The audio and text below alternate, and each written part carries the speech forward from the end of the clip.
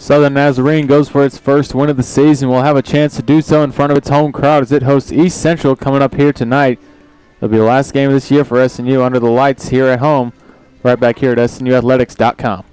Angerball flips it over to Starkey for the slam. He's going to step up in the pocket, looking to throw. He's got a man! Alvin Coleman Jr.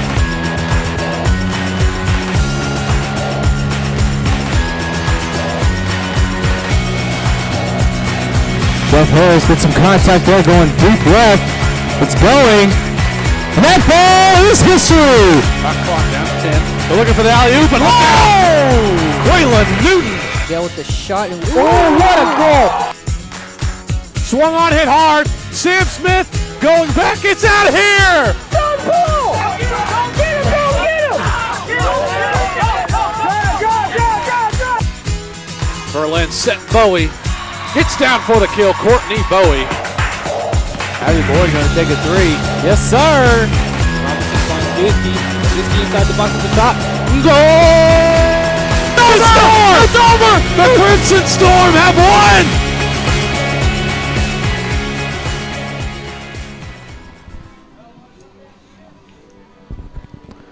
Welcome back to SNUathletics.com. Tigers are also looking for their first win of the season after a 42-28 loss at Ouachita and a 34-7 defeat at home at the hands of Henderson State. I'm Connor McKenzie alongside my partner Tanner Stiles. Tanner, how you doing today?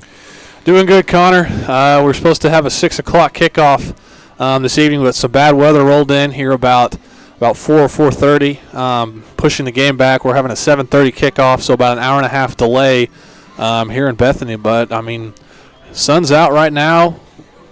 Temperature looks good. I mean, we're still going to play some football tonight. Absolutely. It turned out to be a beautiful evening for some football out here in Bethany, Oklahoma. As I said, Crimson Storm looked for their first win of the season here against East Central Tigers. East Central outgained Henderson State with 350 total yards of offense compared to 323 for the Reddies.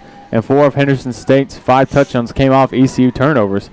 So I have to look to capitalize off of that, as last week the Tigers fumbled on their first 2 drives against Henderson State, and they turned those into 2 touchdowns to lead 13-0. Reddies were able to just get after it. The best team in the conference surely came after ECU last week as they fumbled 3 times in total of the first quarter, and all 3 led to a 20-0 lead by the Reddies. The final touchdown of the game came as a result of a Henderson interception as Brooks Holder threw for 289 yards and 1 touchdown in relief for their starting quarterback. He was 22 of 37 passing. And Randall Case was his top target. He had 6 catches for 101 yards. Last week, however, the Storm were held to 67 yards of total offense last week, while Harding ran for 478 yards. It was just an unbelievable performance by the Bisons of Harding. Bisons threw the ball just 1 time, and it was incomplete. SNU was 3 of 13 in passing attempts.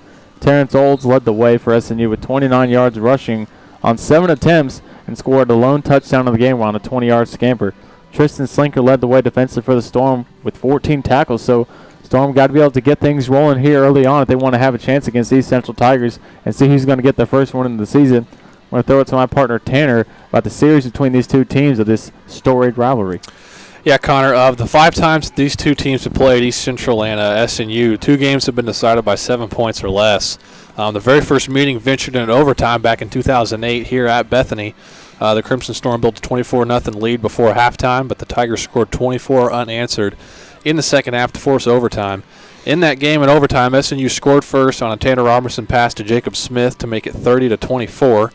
A blocked extra kick gave ECU life when they scored on their 5th play in overtime, but the Tigers missed their extra point as the game ventured into a second overtime. ECU then scored on its second play after the 2 flipped the field to lead 37-30.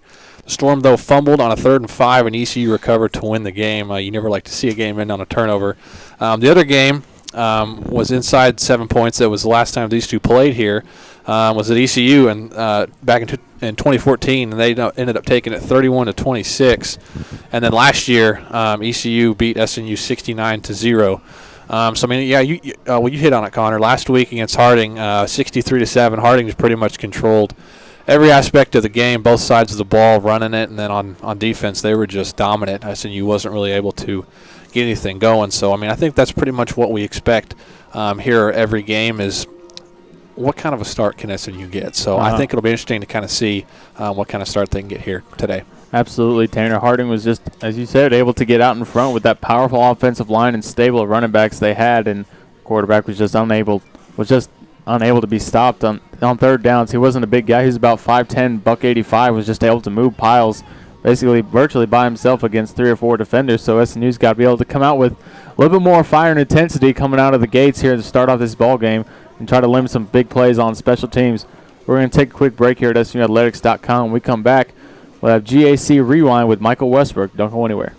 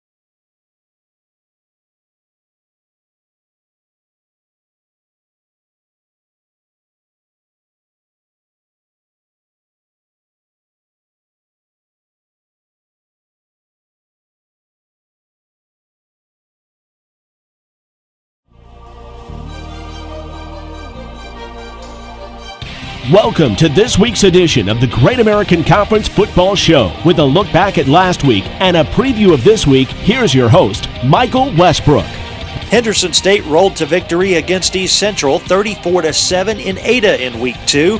With the game in hand, the Reddies added their final score of the night with 6:33 to play in the fourth. And off, Jaquan Cole tries the left side. He's over the 30, first down, stays on his feet, broke a tackle to the 10, to the 5, to the end zone. Touchdown, Reddies! Phil Elson on the call. The Reddies' Sam Johnson was named co-defensive player of the week. Henderson takes on Northwestern this week. Southeastern picked up its first win of the season with a 45-38 victory over Ouachita Baptist. A 24-point second quarter for the Savage Storm started with a big play from Cayman Farmer. 3rd and 7 facing Southeastern as they now travel south to north, trailing 10-0. 4 wide, snap back to Cantwell. Looking over the hill, heaves it deep, has a man. It's Farmer. It's caught at the 25, to the 15, 10, 5. Touchdown, Southeastern. And you can throw in a flag on top of it as Farmer was held at the 35, still broke free and to the house. Jay Lindley on the call. Farmer was named GAC Offensive Player of the Week. Southeastern now takes on Oklahoma Baptist. And speaking of Oklahoma Baptist, the Bison defeated Arkansas Tech 19-15.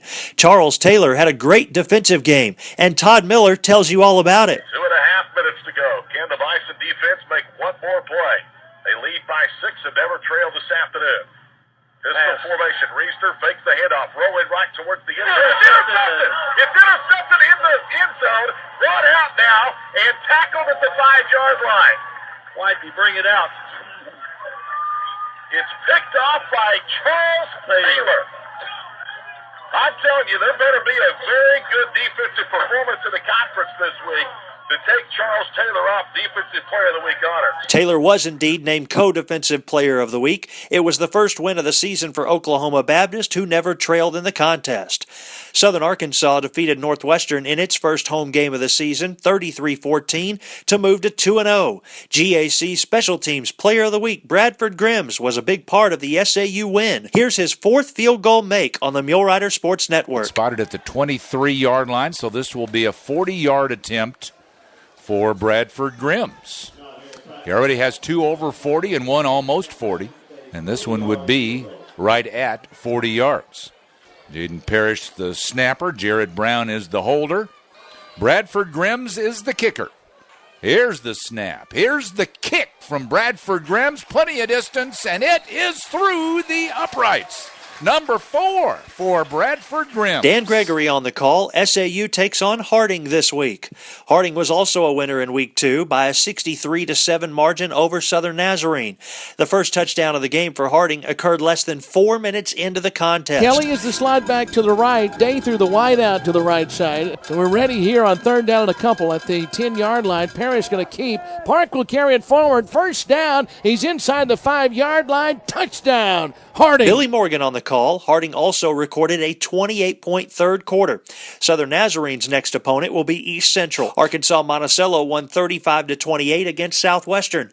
It was a 5-point game halfway through the fourth quarter when Monticello picked up 2 more on a safety. Stays in at the running back. Evans sends the tight end in motion.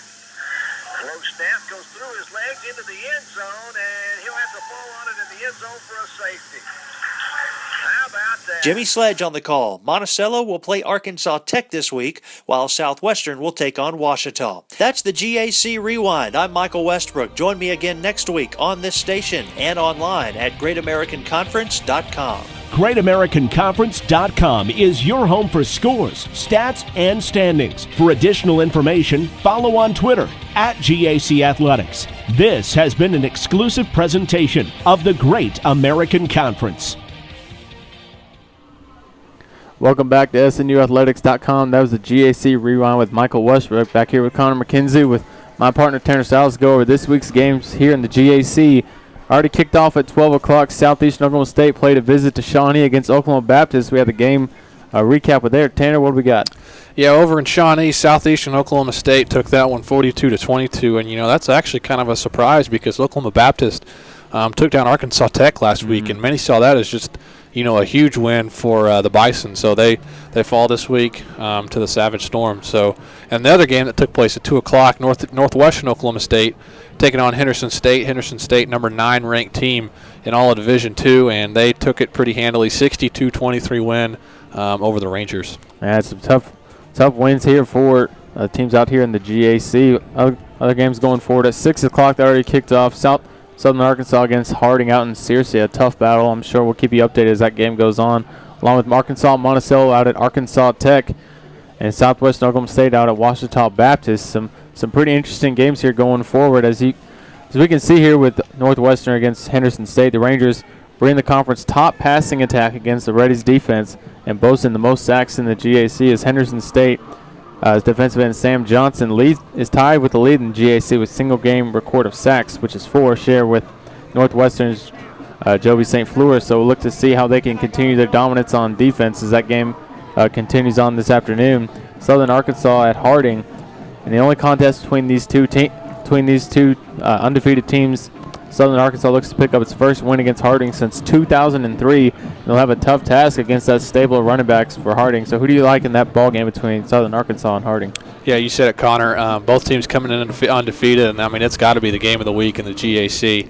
I feel like I like Harding. After seeing Harding perform last week right here in Bethany, I mean that rushing attack they got is deadly, and so I think it's just going to be too much for the Mule Riders to handle. I like Harding in that one. I like Harding as well. I'm going to ride on that defensive line. There's nothing that SNU could do last week to bust through. Terrence Olds was able to bust through for a 20-yard gain late in the game for the lone touchdown. But other than that, there was nothing really getting through that tough defense that Harding has to offer. The other game out here today, as we said, Arkansas Monticello at Arkansas Tech. This Week 3 matchup was the most history takes place in Russellville as the Bull Wheels for Monticello take on the Wonder Boys for the 74th time in both programs' history. Just a long storied rivalry between two very good programs. Arkansas Tech has won 8 of the last 10 meetings, including 4 straight at home. And Arkansas Monticello receiver Jalen Tolliver ranks in the top 5 in the nation in receptions, so they'll have their hands full. Who do you like in this ball game, Tanner? Yeah, you said it, Tolliver. I mean, he's a weapon out there on the sidelines there, running all different kinds of routes. But yeah, like you said, Arkansas Tech, very very good team at home, as you said in those last couple meetings. So I like Arkansas Tech in that one. It's gonna be an interesting battle here as Arkansas Monticello looks to take on Arkansas Tech. Other game here, it's kicking off at 7 o'clock, Southwestern Oklahoma State at Ouachita Baptist. The Bulldogs and the Tigers meeting this Week 3 finale here to conclude. Well, they were supposed to meet as the conclusion of this week, but with the rain delay, we against East Central will be the conclusion of this week. And last year's 58-38 upset, the number 9 Tigers and the Bulldog quarterback Mark Evans completed 31 of 46 passes for 358 yards and 4 touchdowns. Just a remarkable offensive performance. Who do you like in that game against Southwestern against Ouachita Baptist? Hey, Ouachita's coming off a loss last week in a game that they were expected to win. So I think the Tigers will come back ready to go in this one, and I mean their passing attack is usually pretty good. So I think Ouachita is going to pull it off. I think you're right, Taryn. There's just a lot of at stake here in this conference. It's got pretty messy, pretty quick. A lot of teams that are losing games that were predicted to have won, teams winning games that they were predicted not even being close to in those ball games. I think Ouachita Baptist is one of those that's kind of reeling from last week's loss and to look to gain some momentum back with a victory against SWOSU here tonight.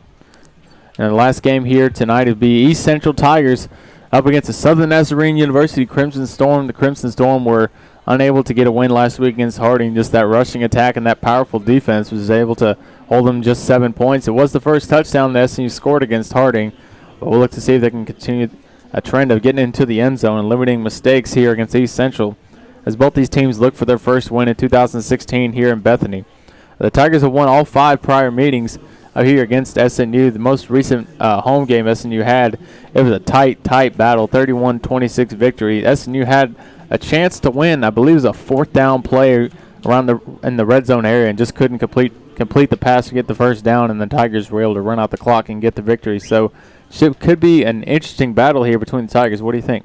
Yeah, absolutely. Like you said, both teams looking for that first win. And, SNU's offense for the first part of the game last week, it showed some signs of good success. We saw Alec Laffoon started off with like a 12-yard run, I think it was, and then they were able to get another first down on that drive. So, like I said, it's going to be important for SNU, I think, to get out early, especially if they get the ball first, to get those first downs they need, move the ball, pick up those yards, and ultimately give that defense a rest. We saw last week the defense was just gassed because SNU's offense, Harding was coming out and they were just forcing them to go 3 and out every series, and defense was just gassed. So I think it'll be interesting to see how SNU's offense will respond after last week. Absolutely. It should be interesting battle here for the Tigers and the Crimson Storm. Both teams looking for that elusive first victory of this 2016 season.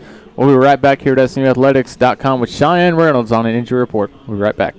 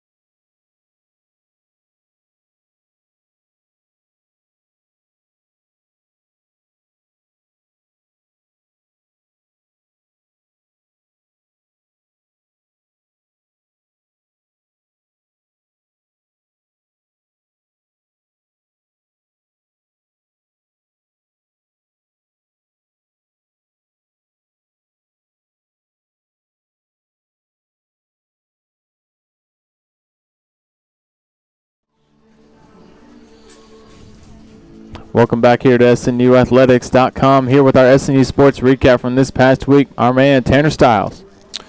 Yeah, Connor, volleyball first home game is coming up this week, Tuesday, September 20th against SWOSU. SWOSU ended up winning the conference tournament last year. That game is at 7 p.m. I believe our girls in a tournament today up at Edmond. They were taking on UCO. They played yesterday and lost, I believe, to Missouri Wesleyan, and then they had a match today against UCO, and they were down in the first set, and last update we got was they were in the middle of that second set, so we'll have to get that update to you guys as soon as we can. Women's soccer, first win of the year coming on the road against Oklahoma Christian the other night, 2-0. They continue on the road at Midwestern State, followed by West Texas A&M. Their next home game is this next week at Ouachita at 5 p.m. on Thursday against GAC opponent Ouachita. That game is at 5 o'clock. Men's soccer seeking their first win of the season on the road in Missouri.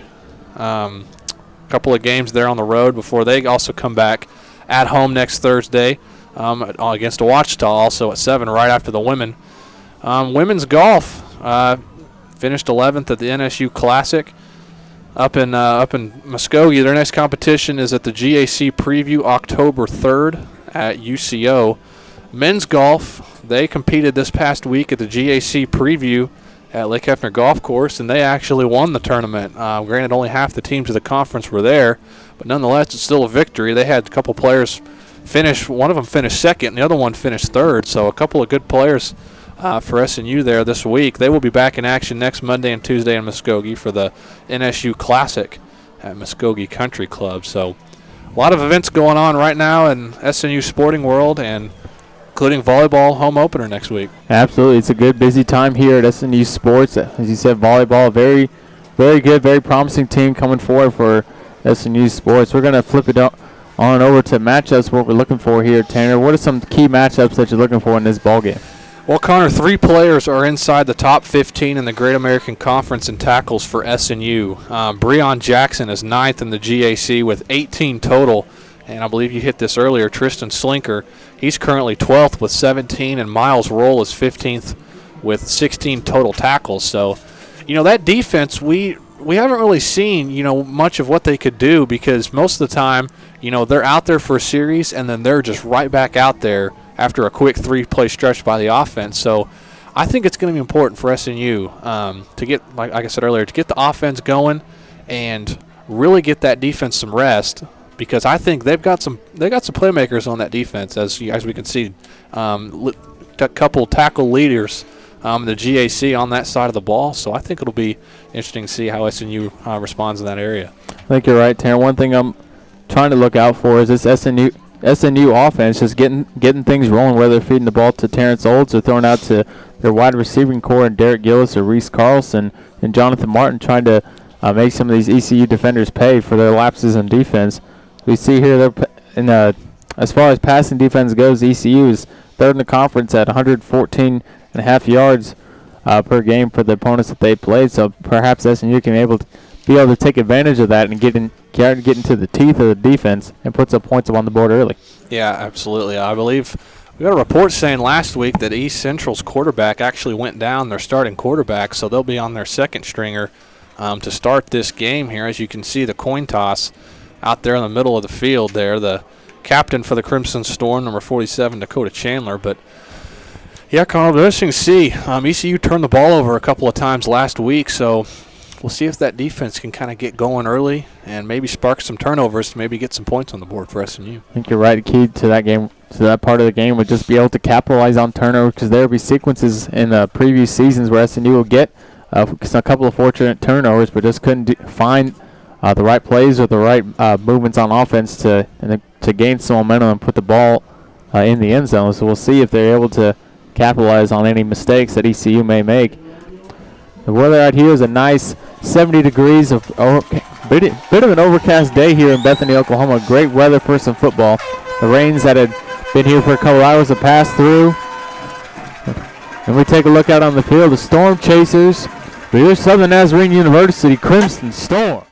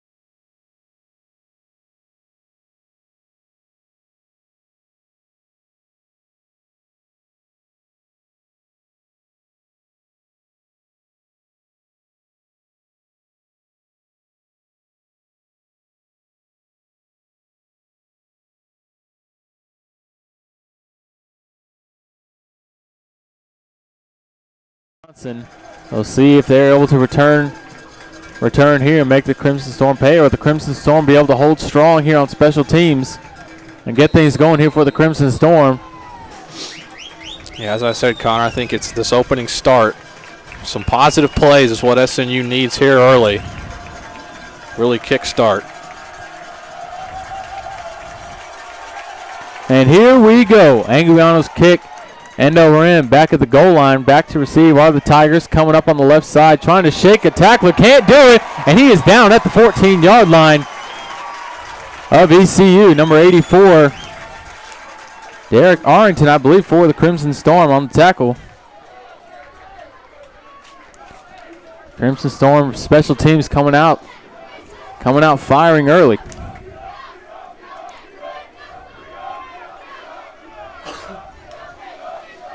So the ECU Tigers will set up shop here at about the 14-yard line for their first possession of the ball game. Backup quarterback number 17, Brooks Holder, under center, getting the start this afternoon. A handoff up the left side to a big hole up the left side of the Crimson Storm defense. I believe that was Jaqueline Wright there on that carry for the Tigers, number 27. So we got a big hole up the left side of the Crimson Storm defense, not prepared for what was to come, and they start with a big gain nearly to SNU territory, a gain of about 32 yards at the 48-yard line of the Tigers. Setting up shop here. Handoff up the right side, back up the middle, and he just gets stuffed for about 1-2 yards here for the Tigers. Yeah, that was a good job there in the middle there by number 45, Zach Lloyd, the linebacker. He read where the hole was, and he got there and made the tackle. Zach Lloyd, a sophomore out of Bartlesville, Oklahoma, making some plays here early, trying to keep the negative plays on the side of ECU. Then at quarterback, number 11, Deontay Ambler, the senior for the, number 11, Jackson Lamb, back into the ball game for the Tigers. He was injured last week against Henderson State, but back into the ball game, getting the start as that pass is incomplete. 3rd down and 9 for the Tigers. Yeah, as you said, Jackson Lamb, the backup quarterback for the Tigers, 6'4", 235 sophomore from Frisco, Texas. He's a big guy in there, but it's just kind of getting him into a rhythm for the Tigers. He's not used to being out there with these guys, and there comes a big 3rd and 9. Let's see if the Crimson Storm defense can get an early stop. Crimson Storm had some trouble last week against Harding, stopping on 3rd down. Can they start off strong? Back to pass is Lamb. He's scrambling up the middle. He's got a hole, trying to reach for it, and he'll be about 2-3 yards shy of the 1st down. 4th down coming up for the Tigers. You know, that was a good recognition there by number 23, Miles Roll, the 5'11 sophomore from Cypress, Texas. He broke down and made sure that Lamb was not going to get any yardage. So here we go. Good stop from SNU. So after the big 30-plus yard run for the Tigers, they go 3 and out after that play, punting to the Crimson Storm for their first possession of the ball game. Back to receive, Jonathan Martin, looking for instructions from the bench. Tigers trying to pin this one back. The punt is up and away, and it's a wobbly kick off the left side. Bounces at the 21 and out of bounds at the 18, where the Crimson Storm will set up shop for their first possession of the ball game. We'll be right back here at SNUathletics.com. The Crimson Storm first possession underway when we come back.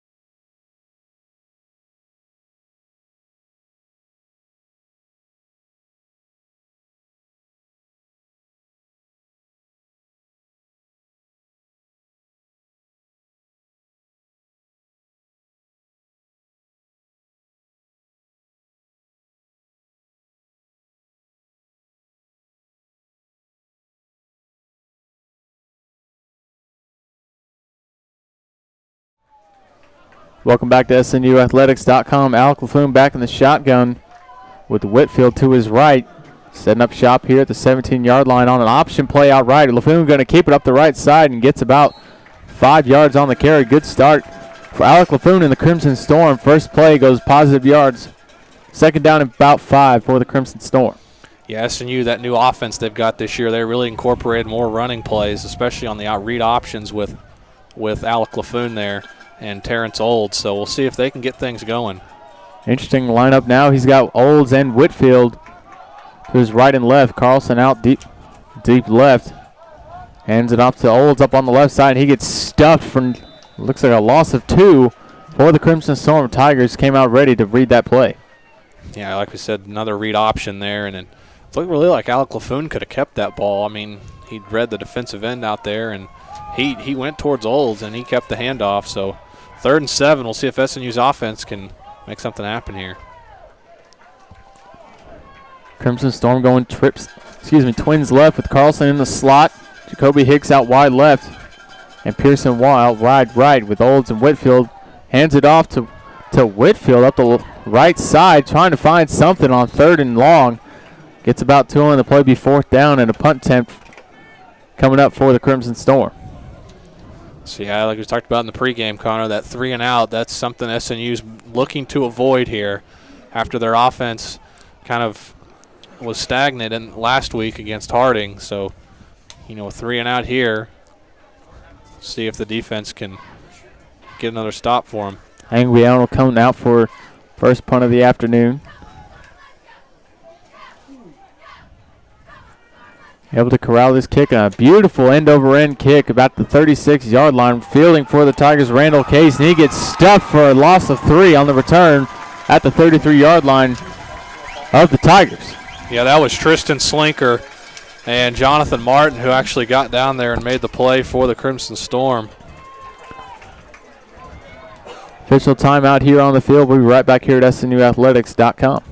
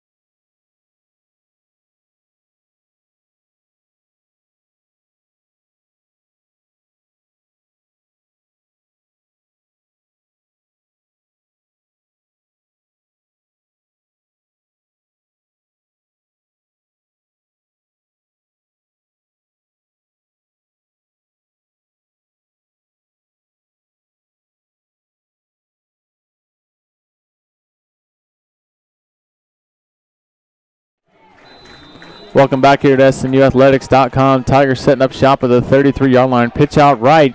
Got a nice little hole up the right side, but gets stuffed from behind by the Crimson Storm. Number 33, Damian Willis, coming in on from the backside, able to hold him to a 2-yard gain. Yeah, that was a good job there on the outside to really make a play. Damian Willis. Good play there. Jackson Lamb trying to corral the offense here after going 4 and out on last possession, trying to make something happen. Got 2 split out left, 1 right. And a running back behind him. See what he gets here. Jump. Kind of a jump snap there. Kind of disrupted the play. And a big stop by the Crimson Storm. Gain of 1 on the play. Number 45, Zach Lloyd on the tackle for the Crimson Storm. 3rd down and 8 coming up for the Tigers. Another 3rd and long for the Tigers. And, like we kind of talked about in the pregame, this defense has some playmakers. We've seen them. They're leading. Some of them are in the top 15 in tackles. So they've got some playmakers on that side of the ball. Another 3rd and long. Last time Crimson Storm and Tigers played here in Bethany, it was a tight battle that ended in a 31-26 victory for the Tigers. Let's see if that'll continue here in a long 3rd and 8. Lamb back to pass, sees nobody running up the left side. He's got a lane and a 1st down. Will slide comfortably at the 44-yard line of the Tigers. 1st and 10, that's ECU. that was a good recognition there by Lamb. I mean, SNU secondary did their job. They had everybody covered, and he just made them pay using his legs. It's kind of the curse of the 3-4. When you go for a 3-4 defense, you got one less down lineman and another linebacker trying to cover a running back or receiver. See if they can pick it up here on 1st and 10 for the Tigers from the 44 up the Tigers. Man in motion, handoff up the middle. Got a big hole up the left side for a gain of 5. 2nd down and 5 coming up for the Tigers. Yeah, I think it'll be, if you're SNU's defense right now, I think you're doing the right things. I would continue to load the box and make the backup quarterback beat you through the air. Like I said, he's just still getting used to this offense right now and getting used to throwing to those different receivers out there. So say make him prove he can throw the ball. When Brooks Holder went out of the ball game last weekend and Jackson Lamb came in, there were 6 turnovers in the ball game, 4 of them fumbles and 2 interceptions. We got a flag on the play here. Referee's signaling false start, I believe, on the Tigers, and it is. They'll back him up 5 yards for a 2nd down and 11.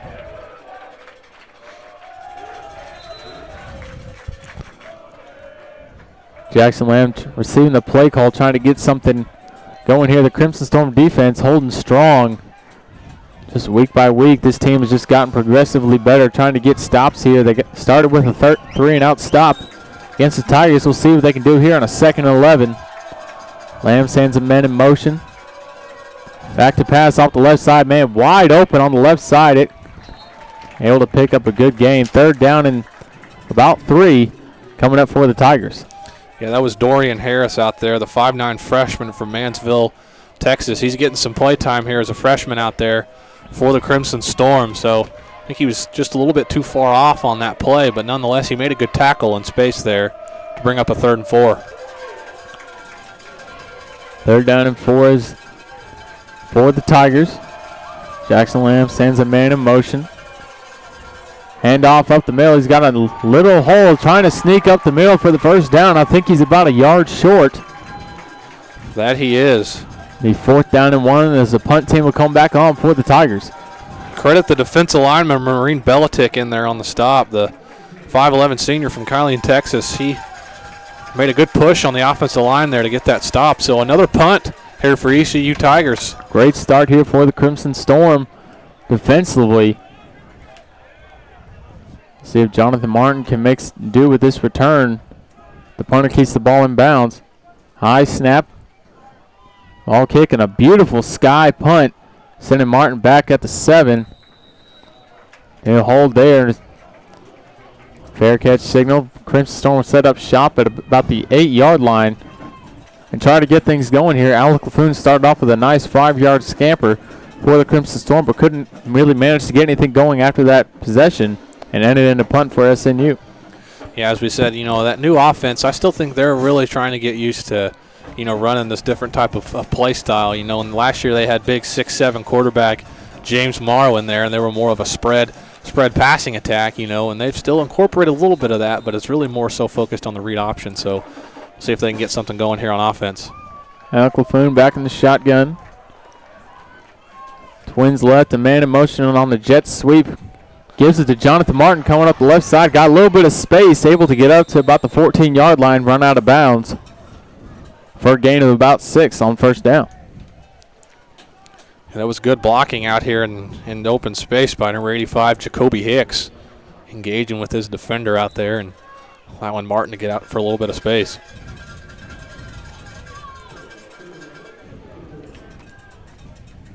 Laffoon receiving instruction from the bench. Getting his guys in line. He's got Terrence Olds off to his left. Man in motion, Jonathan Martin going on the jet sweep again. Alec Laffoon faked it, slipped and fell in the backfield, and there'll be a loss of yards on the play. 3rd down and long now for the Crimson Storm. Not what you're looking for. You get a nice positive gain on 1st down, and then you go back 3 or 4 yards. I think he could have actually handed that ball off to Jonathan Martin coming out over there on the. He saw the read in the middle there and thought he could keep it, but that slippery turf out there after the rain, making it difficult. 3rd down and 7 for the Crimson Storm. 2 backs in the field with Laffoon. Fakes it, rolling back to pass. Got a man open on the side. Those are just out of bounds. We got a flag on the play. Not sure what the call is. We'll wait to hear the official word from the referee. There'll be offsides on the ECU Tigers. Replay third down. Make it third and about 2 for the Crimson Storm. So a little bit more manageable as a second chance here for SNU to get things going. Yeah, absolutely. You know, instead of a 3rd and long, it now becomes a 3rd and short, you know, for the Crimson Storm here. So now their options kind of open up here in terms of what they want to do.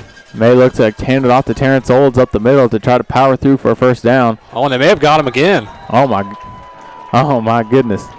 You couldn't ask for a better situation if this is an offsides call. I think they got him again there. That was a hard count by LaFoon, and it looked like that defensive tackle in there for the Tigers.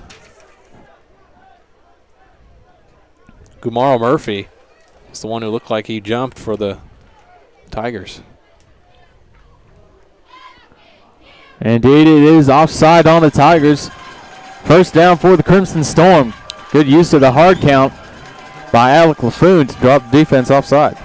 I'm sure ECU head coach Tim McCarty, not what he wants to see there, especially on a 3rd and 7, back-to-back offsides penalties. And now SNU's got a new set of downs. LaFoon receiving instruction from the sideline. Trevor Smith split out wide right for the Crimson Storm. Holds to his right in the backfield, sends Carlson in motion. Rolling out right. LaFoon got to pitch it out to Olds. Got an opening on the right side. And a nice solid gain of 7 for the Crimson Storm. A little bit of life and momentum here early on for the Crimson Storm. And that was a great read there by LaFoon. You know, he pitched that thing exactly when it needed to be pitched, and it was a result of a 7-yard gain. That's what makes the option so difficult to defend, because not only do you have to worry about the quarterback's speed back there, but his decision-making really goes into the whole option and making it successful. I think you're right, Tanner. The first game back last week, he seemed a little bit tentative here at home, but this week he's coming out firing. He's got his confidence. It's a fake handoff up the middle. LaFoon's got a little bit of a lane on the left side, picks up a first down. At the 35-yard line of the Crimson Storm, Alec LaFoon making things happen here early for SNU. You know, this is the Alec LaFoon we're used to seeing. He had some of these flashes from last year, particularly in that win last year against Oklahoma Baptist at home. You know, he was a big part of that offense and their success in that ball game. And as we see here, he's making his impact felt early with his legs. Alec LaFoon with Carlson and Olds. Olds up the middle, got a big hole up the middle. Pickup of 9 for the Crimson Storm. Coaches on the sideline fired up about their boys moving the ball. Connor, I've really been impressed in this first 8 minutes of this ball game. The offensive line and how quickly they're firing off the ball. You know, this just looks like a completely different offense than what we saw from last week against Harding. Absolutely. You know, it's kind of a tough schedule out of the gate for SNU. Going on the road against Arkansas Tech and home against one of the top teams in the conference in Harding, and then coming here against an 0-2 team as well as ECU. It got to bode well for them here in this ball game. Handoff up the middle to Olds. Gets about 1.5 yards, just shy of the first down, it looks like. It'll be 3rd down and about inches for the Crimson Storm.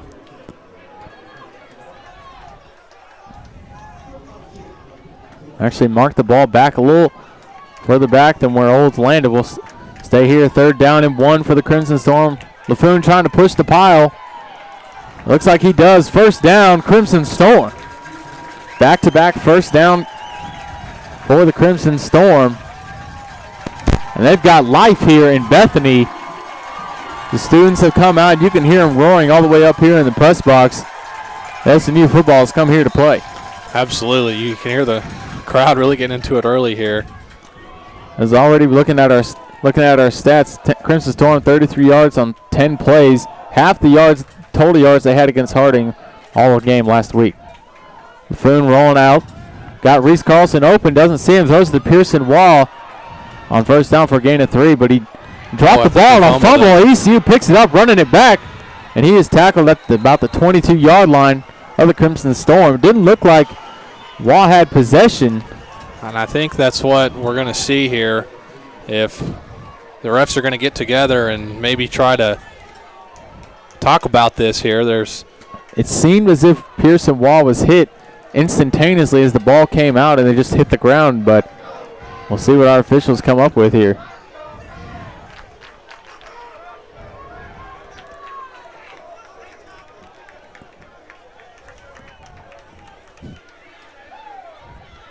There was a late flag on the other sideline over there around the 20-yard line. That's what I think they're discussing right now.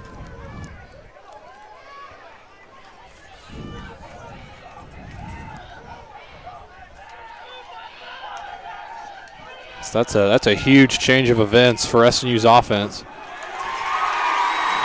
And they are going to rule it incomplete pass. That's huge. I give it all to the rain delay, Tanner. And SNU fired up, absolutely. So it'll be second down in about 8 or 9 for the Crimson Storm. Crimson Storm still rolling with life here. Keeping things going here as they're moving the ball up and down the field on their second possession. And, you know, Division II doesn't have the luxury of going to the booth for the official review. They've got to get together and actually talk about it. Mm-hmm. But I think they made the right call, Connor. You know, it looked like the pass was just in there before, you know, or before Pearson Waugh was the one who let it go. So I think it was a good call by the officials. Crimson Storm will set up shop back here at the 44. Excuse me, the 46-yard line, 2nd and 10.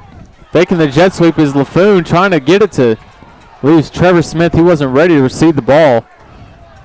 Just a miscommunication there by Alec LaFoon and Trevor Smith. 3rd down and 14 now for the Crimson Storm.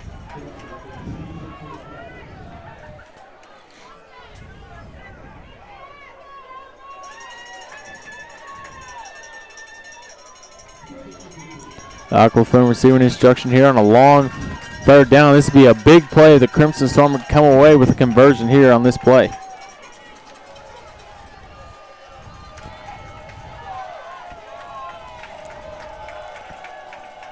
Hicks and Waugh to his right. Waugh comes in motion. Carlson to his left. And looks like Coach Lambert's calling a timeout right before the play clock blows dead. We'll take a timeout with him. We'll be right back here at SNUathletics.com. 3rd 15 coming up for SNU.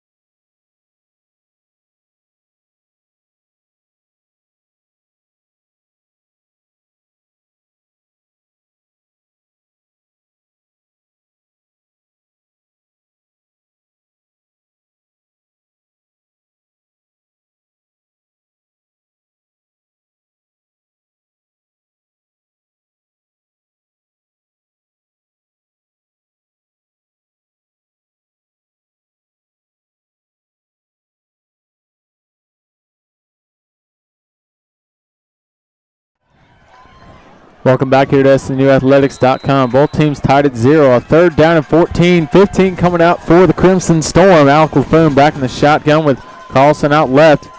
Throwing it deep down the left side for Carlson and just about 4 yards in front of him. 4th down and 15 coming up for the Crimson Storm.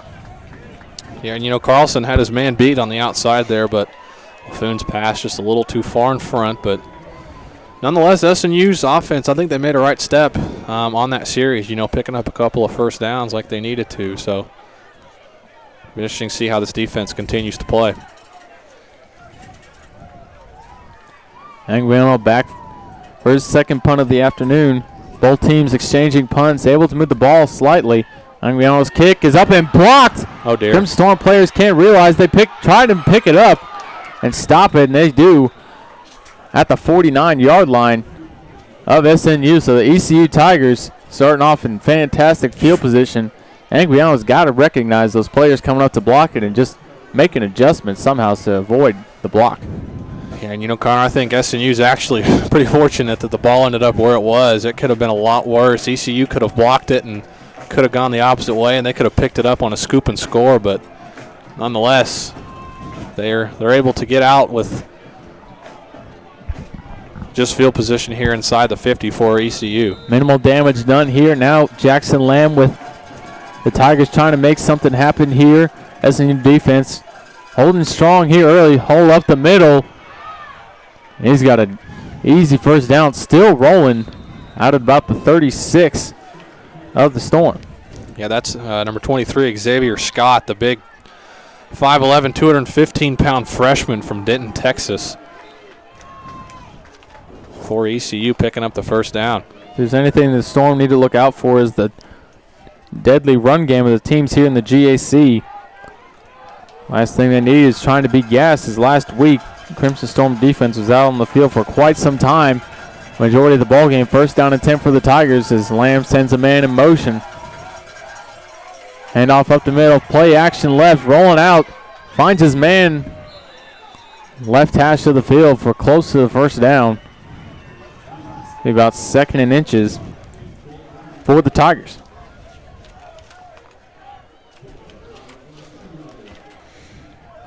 Number 85, Jason Gaines, the big 6'5" tight end from El Cajon, California, making the grab.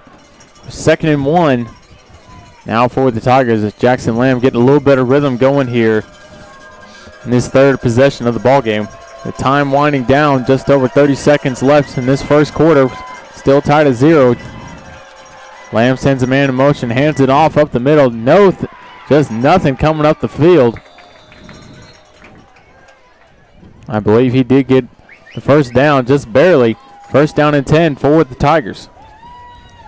We might see one more play here in the first quarter from ECU, or let's see if they run the clock. I think they are going to want to run one more play, but nonetheless, it's been pretty balanced first quarter for both sides. That was ECU's fourth first down of the quarter. SNU with 3, but nonetheless, I've been very impressed with SNU's defense here in the first quarter. Lamb in the pistol, hands it off up the left side. Big hole. That offensive line for the Tigers just manhandling the Crimson Storm defensive front so far. So looks like another first down for the Tigers, and they're in the red zone. 0.1 seconds left on the clock. This first quarter, they just let it run out, and we'll take a timeout here. When we come back, ECU Tigers tied at 0 with Crimson Storm heading to the top of the second quarter in the red zone looking to score. We'll be right back here at SNUathletics.com.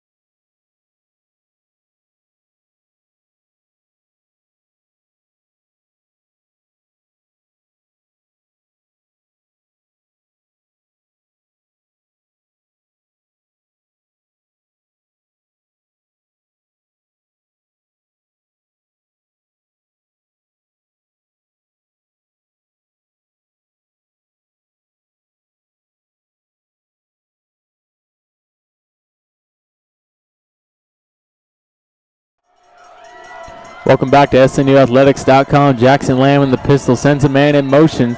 Again, tied at 0 to start off this second quarter. Hands it off up the right side. He gets stuffed behind the line. Miles Roll with a big hit for the Crimson Storm. We talked about it in the pregame. Miles Roll was one of the players to look out for coming into this one. 5'11" sophomore from Cypress, Texas. His older brother Mark plays on the offensive line, but man, Miles has really made his presence felt this season so far in the linebacker position. Absolutely, as there's a stout core of linebackers for the Crimson Storm. Feel good about this core coming forward with players like Miles Roll. See if they can get after it. Jackson Lamb now facing 2nd 11 from the 16, and behind him in the pistol. Number 1 for the Tigers, Randall Case, moves slightly. False start. That's right. Moving back 5 yards, now 2nd and 16 for the Tigers. Because those little mental errors can really stack up and just kind of halt any momentum that may come forward for your team. Jackson Lamb receiving instruction from the sideline. Crimson Storm trying to hold strong here. 2nd and 16, and at least hold the Tigers to a field goal on this possession. Xavier Scott behind Lamb in the pistol. Lamb back to pass, trying to find somebody, finds a man over the middle for next to no gain on the play. Back to the original line of scrimmage.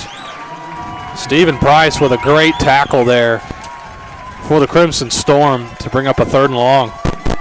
Not much going here after that false start penalty. Really stacks up against your team. Now forces another 3rd down and about 13 situation for your team. Crimson Storm got to come away here and keep this defense rolling. Yeah, this will be huge here if SNU can get off the field and eventually just give him a field goal opportunity. Lamb back in the pistol. Drops back to pass, trying to find someone, scoots up the middle, trying to fire to Xavier Scott, can't get it. 4th down and long for the Tigers. Yeah, good job by the Crimson Storm there. They did what they needed to back there in the secondary, making sure everybody was accounted for, and we're going to have a field goal attempt to eventually put some points on the board for the first time from either side tonight. I see Derek Carmouche out on the field, amping his team up, thumping his chest, telling them they're right in this ball game. If they keep playing with heart and intensity, they can keep in this ball game. Now number 40, Jared Haynes, the senior kicker from Allen, Texas for the Tigers. Kick is up on the way, and it is good. Just inside on the right side of the goalpost. 3-0 for the Tigers. Crimson Storm defense held strong in the red zone. Able to just let ECU come away with 3 points. We'll be right back here at SNUathletics.com. East Central up 3-0. Don't go anywhere.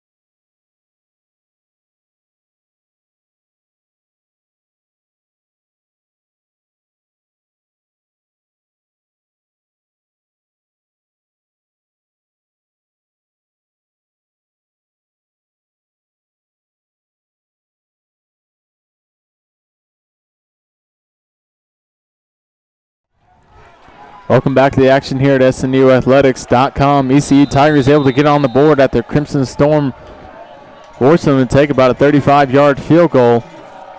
Jared Haynes set to kick for the Tigers. Kick goes end over end. SNU will take it at the 7, running sideline to sideline. Derek Arlington trying to find a lane. He's got a lane up the right side. Still spinning, breaking tackles up the middle. Derek Arrington with a great return for the Crimson Storm to the 42-yard line. Flag on the play. In the midst of all this craziness just went on, just Derek Arrington with a great great sequence of events. The true freshman from Houston, Texas. He's got some speed, but it looks like he just maybe kind of ran out of gas there at the end. Nonetheless, still a great return by Arrington. I was a little hesitant when he was running sideline to sideline. He must have saw something we didn't see. Had a big hole up the right side. Unsportsmanlike conduct called, however, on the Crimson Storm. That'll back him up about 15 yards for the Crimson Storm. Not what you want to see. You get a nice play on special teams on the kick return, and then just stupid stuff like that sends you back. Yeah, those unsportsmanlike conduct penalties will really get you. Those are 15-yarders, and that's going to move them back to the 25 instead of being at the 40. So we'll see how SNU's offense can respond. Yeah, Crimson Storm will come out with some life for these last couple of possessions. Being able to move the ball forward on offense and get some stops on defense. We can see the bar of the right there.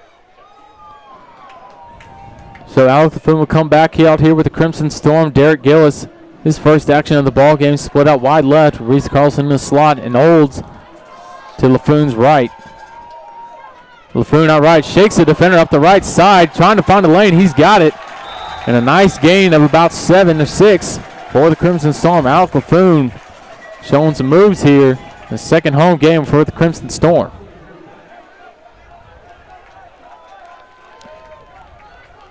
Yeah, Laffoon already now close to 20 rushing yards here in this one on 5 attempts. So read option has been working for the Crimson Storm so far. We'll see if they can continue to move this ball on the field and put something on the board. As indeed.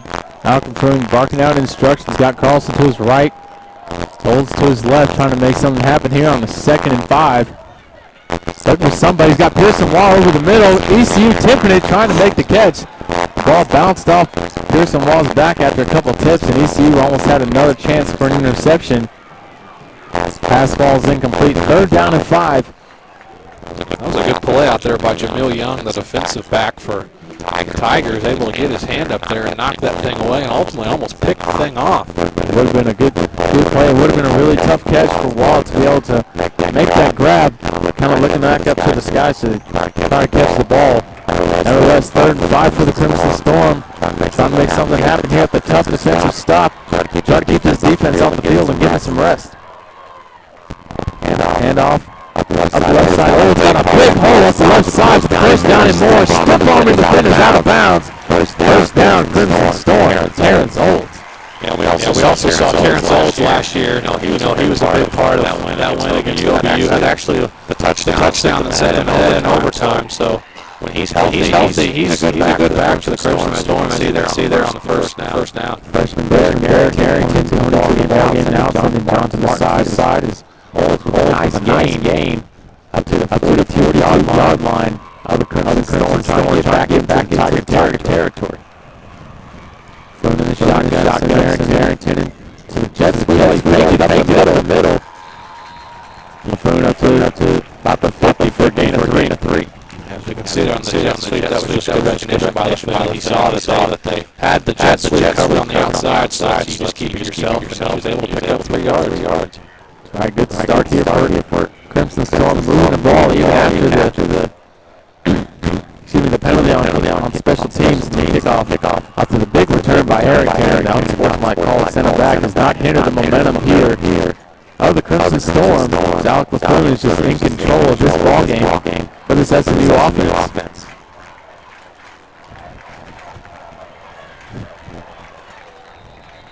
As the play clock is winding down again, Crimson Storm's got to burn yet another timeout. We'll take one with them. East Central up 3-0 on the Crimson Storm on 2nd and 7 coming up. We'll be right back here at SMUathletics.com.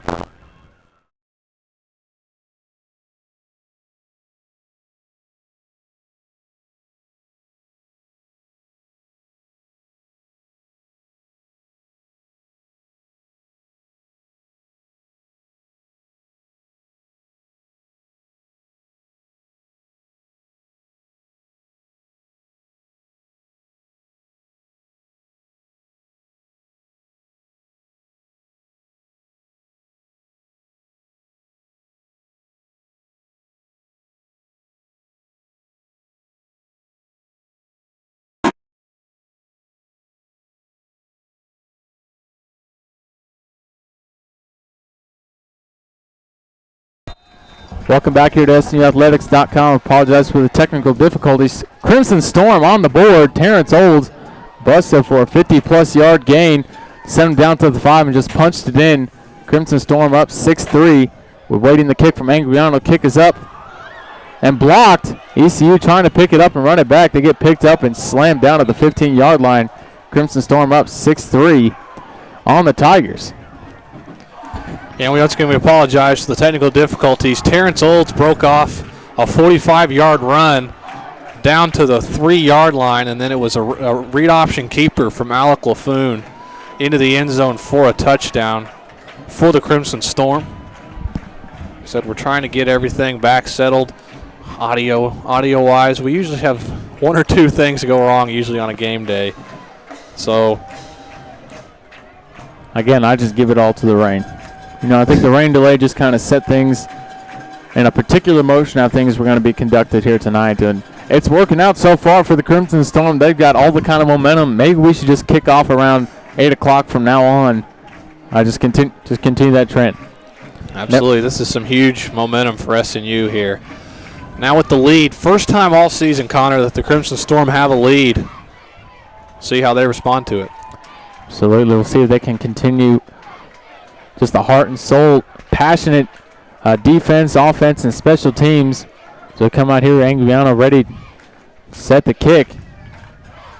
As you can see there on the sidelines, there's a bit of a different energy here between the players and the fans. The fans just come out more passionate, more, well, I guess insane would be the word to use. They're just amped up for every play that comes out here, and any positive play, they're there screaming for Crimson Storm. I give a lot of the credit for our success here tonight to our Storm faithful.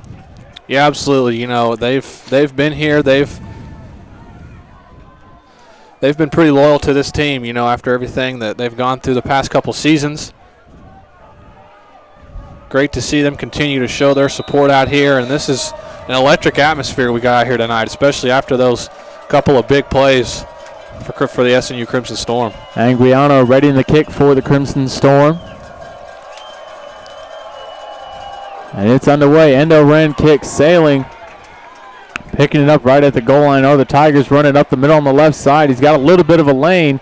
Crimson Storm able to collapse on it and keep him down at the 24-yard line. Derek Arrington and Derek Carmouche in on the tackle for SNU. And Tigers will set up shop at the 24. This will be huge for the SNU defense here. We'll see if they can ride the momentum that this SNU offense just gained to give them the lead. See if they can feed off of it. Yeah, both sides of the ball for SNU have just come out firing and determined to keep this game in their control and play at a pace that they can control. The read option has certainly worked out for the Crimson Storm. I believe it's what led to a big gain up the middle for Terrence Old to set up that touchdown for LaFoon. Jackson Lamb hands off on a jet sweep, trying to find something. He gets dump trucked for about a 2-yard gain. And on the tackle for the Crimson Storm, I believe that was Anthony Stevens on there, the 5'10 freshman from Harker Heights, Texas. Good tackle by Stevens.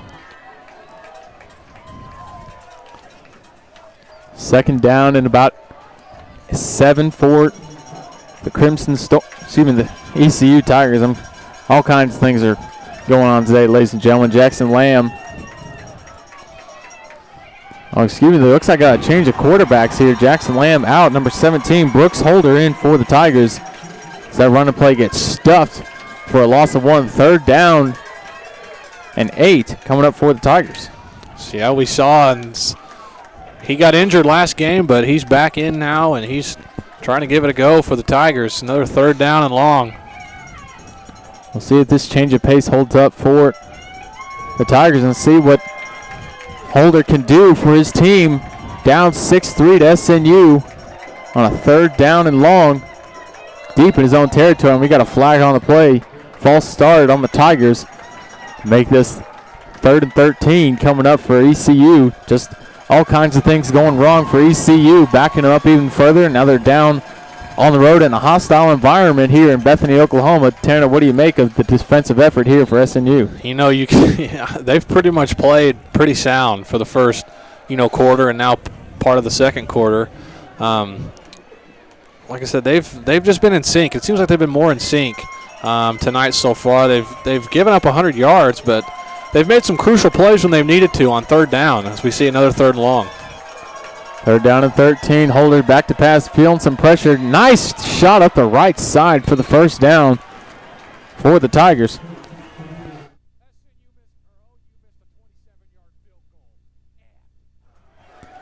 Randall Case on a nice snag up the right side, the 5'8", 195-pound senior from Jones, Oklahoma, making the grab. And the Tigers will set up shop now at the 47-yard line of ECU. Just a tough break for the Crimson Storm, able to force the 3rd and long after the penalty and just give up a long first down conversion.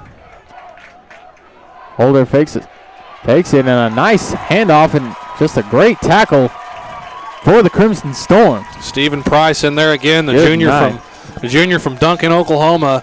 The linebackers for SNU, I mean, you cannot fault the way they've played. I mean, this season pretty much. You know, with Stephen Price, Miles Roll, they've been making plays all year. It's just been a fantastic performance. A lot of heart and a lot of soul coming into these plays here. They're playing with a lot of passion. They're fired up here about this ball game. They can get a stop here on this possession. 2nd down and 13. Holder hands it off up the left side at the middle, and he's stuffed for about a gain of 3. 3rd down and long coming up again for the Tigers. See if they can hold here against SNU. They're 2 and 5 so far on 3rd down conversions, and really the last conversion they made, that's the first pass they've completed down the field so far in the ball game. So we'll see if they can get another stop here, the Crimson Storm defense.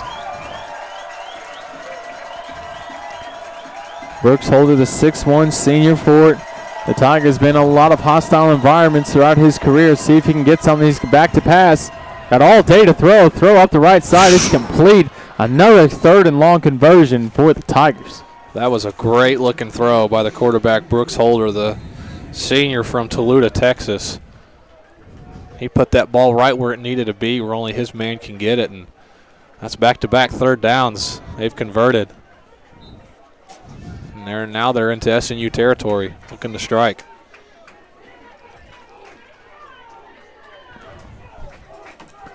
Tigers setting up shop now at the SNU 42. Trying to make something happen here. Holder just grooving along on this drive, not fazed by the 3rd and longs of the crowds chanting here in the stadium. Handoff up the middle. Big hole up the right side for a nice gain of 8. 2nd and 2 coming up for the Tigers. We've seen a couple of running backs for East Central really kind of come in and make an impact in this ball game. That time it was Jaquelin Wright. We've seen him as well as Xavier Scott and Trinity Benson kind of carry the ball for the Tigers. So we haven't seen starter Trayvon Jackson much coming into this ball game. Not sure what may be going on here. See if the Crimson Storm can hold here. 2nd down and 3 coming up for the Tigers. Jaquelin right in the backfield, receives the handoff up the right side. He gets dump trucked. Good night by the Crimson Storm. Great tackle there. Josh Jordan, another freshman for the Crimson Storm, Mansville, Texas. Head coach Andy Lambert's got some freshmen on this team that have really stepped up, and they've had big shoes to fill. You know, SNU with their defense, and last year with Connor Bent and a couple of others. Larry Butler the 3rd graduating. You know, they've had some holes to fill on that defense, but they've done a great job so far, and now they've got another 3rd down here. 3rd down and 3. Crimson Storm sideline and faithful up in the stands, letting these Tigers hear it. Holder sends a man in motion. Got Jaquelin right behind him, fakes the handoff, back to pass, got a tight end in the flat, and he drops it. 4th down and 3 coming up for the Tigers. You know, he was just looking for his man, Trey Harvey, 6'2" sophomore on that one, but nonetheless, 4th and 3. I think they're going to go for it. Yeah, they're kind of in that do we, don't we territory on the field about the 35-yard line. On the right hash would be a difficult kick for a left-footed kicker to make. See if they can get it here. 4th down and 3. Big stop here for the Crimson Storm. If they can hold on. Holder coming out with twins to left. Jaquelin right behind him and twins right. Back to pass is Holder. Fires over the middle. Making the grab is the Tigers. As he was tackled. But Carmouche couldn't get him down on the ground as he just kind of sat on number 19, Desmond Jackson. Able to make the grab and continue yards after catch. You know, Derek Carmouche is the best cornerback SNU's got. And, you know, he's very athletic out there near the sidelines. As we saw, he wasn't quite there quick enough, and it was another good pass by Holder there.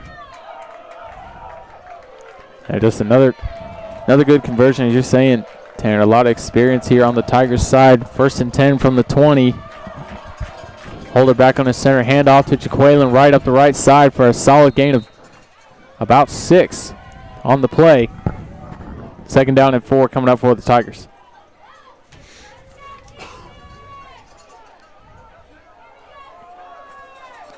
So as we said, East Central, you know, they've been pretty balanced so far in this one. 94 rushing yards and 73 passing yards so far in this ball game. It all kind of came when Brooks Holder came in as a relief of the backup quarterback, Jackson Lamb. So the change of pace here going well for the Tigers on this drive. Holder hand off at the right side to Jackson. And for just next to no gain, 3rd down and about 4, or a long 3 coming up for the Tigers.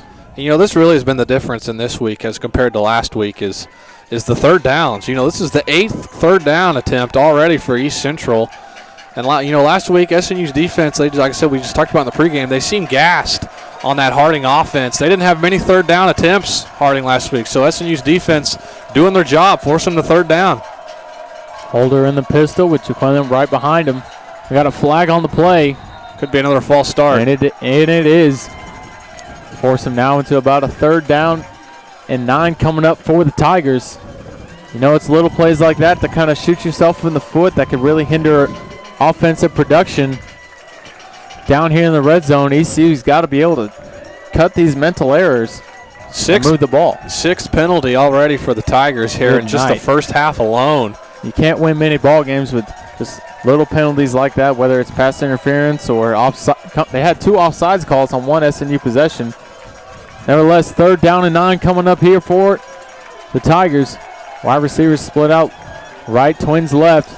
Jaqueline right behind him in the pistol. Back to pass is Holder, feeling some pressure up the middle. Making the catches right, but not even close to the 1st down. 4th and long coming up for the Tigers. There's Damian Willis in there making the play once again, and so we'll see the special teams unit come out onto the field to try to tie this thing up at 6. And SNU, another great job here now inside the red zone, getting a big stop.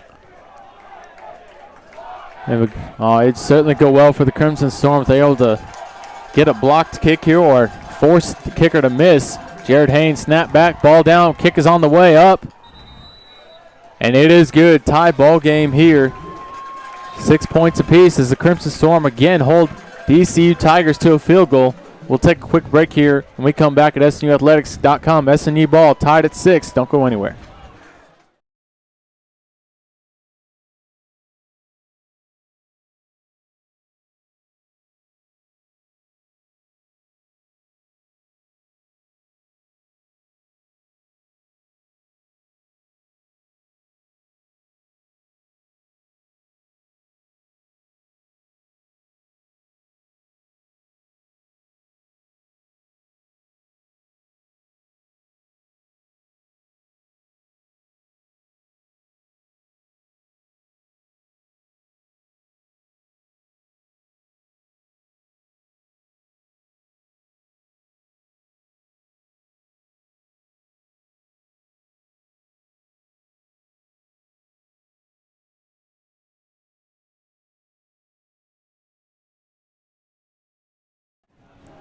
Welcome back to the action here at SNUathletics.com. Storm defense able to hold the Tigers to a short field goal again in the red zone. Tied this ball game up at 6 as Jared Haynes set to send this ball back. See if Derek Arrington can get another nice return here for the Crimson Storm. And over end kick is on its way back to Arrington's hands. He fielded at the 8, running up the right side, trying to find a lane. He's got a little gap on the right side. Stiff arm defenders getting dragged out of bounds. at the 27-yard line where the Crimson Storm will set up shop. A nice 22-yard return for Mr. Arrington. Absolutely. SNU's offense, like we said, it's made some improvement from last week already here in the first half.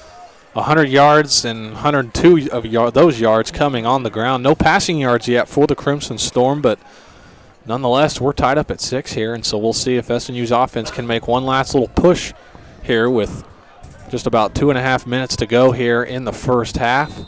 You know, it seems like SNU's kind of picked up the Harding model, trying to pound the ball upside and just pass only when you need to. And it's worked out so far for him, putting the first touchdown of the game, the only touchdown of the game on the board. Low snap to LaFoon, back to pass, trying to find somebody. Can't find it, running up the middle on the right side. Gain of about 5 yards on the play for LaFoon, as a good defense by the Tigers forced LaFoon into a scramble. 2nd down and 5 coming up for SNU. The only thing, SNU, they got to be disciplined now on this drive after they've spent 2 of their timeouts already here in the first half, so they've just got 1 timeout to work with, so they got to make sure everybody's on the same page here as they picked up 4, and now they're calling audible here on offense. Pearson Wall coming out, split wide right for the Crimson Storm. Derek Gillis out wide left, LaFoon back to pass. Got Olds in the flat on, I believe, the screen actually. Olds hit at about the 33, pushed out of bounds and falls out of bounds at the 35. 2nd down, or 3rd down and 2. A flag on the play on the far left side. We'll see what the call is here from the officials. Offensive lineman Will House clapping there. Offsides, man. And a 3rd offsides call on the Tigers. Lee, they'll replay that down. 2nd down and 6 now. 2nd down and 1 now for the Crimson Storm. So another good break here for SNU. 2nd down and 1 with just under 2 minutes left to play in this half, trying to get on the board and just keep control of the momentum going forward in this ball game. LaFoon back to pass, fakes the handoff. He's trying to find Carlson, and miscommunication picked off by the Tigers. Number 7 for the Tigers with the easiest interception of his career, more than likely. And Derek Gillis finds him and tackles him at the 44. ECU ball tied at 6 with 1:35 left. Not the ending you were looking to have for your offensive possession here for the Crimson Storm. No, absolutely not. As you said, it was just a miscommunication there between Carlson and LaFoon. It seemed like Carlson was turning one way and LaFoon's pass was going the other. And like you said, that's the easiest interception he'll probably ever have. And Tigers have it now with almost an SNU territory already with 1:35, and they got all 3 of their timeouts to work with. LaFoon, speaking with one of his coaches, was seeing what was miscommunicated. It looks like LaFoon may have had the wrong call, and he's just discussing with Carlson, trying to get that underway. Again, Carlson, a new player, trying to learn the system that's implemented here by Lambert. The Tigers setting up shop here at the 44-yard line with a 1st and 10. Back to pass is Holder going up the right side. Got a man wide open. Makes the grab out of bounds at the 27-yard line. Takes out a cameraman on the sideline. It looks like she is okay. She gets right back up on the field. And gets back to work. Brooks Holder set back to do work here at the 28-yard line of the Crimson Storm. Trying to make something happen here with 1.5 minutes left in this half. Holder back to pass. Finds someone, had some pressure, scooting up the middle. Able to dodge the defender, truck some Storm defenders.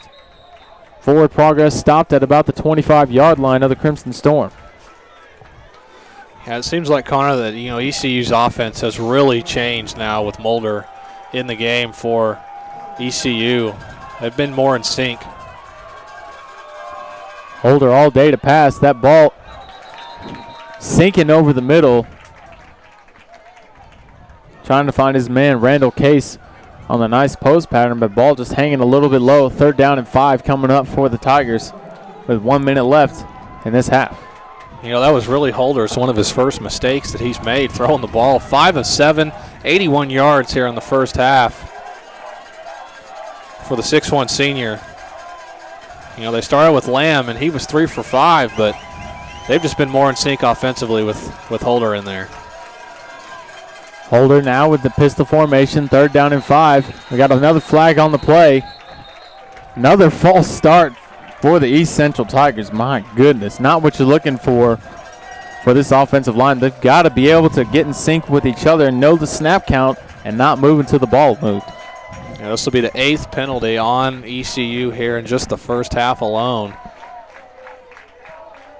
And the 8th penalty for now 40 yards against the Tigers. Storm come away with 1 penalty in the first half of 15. It was an unsportsmanlike call on a nice kick return.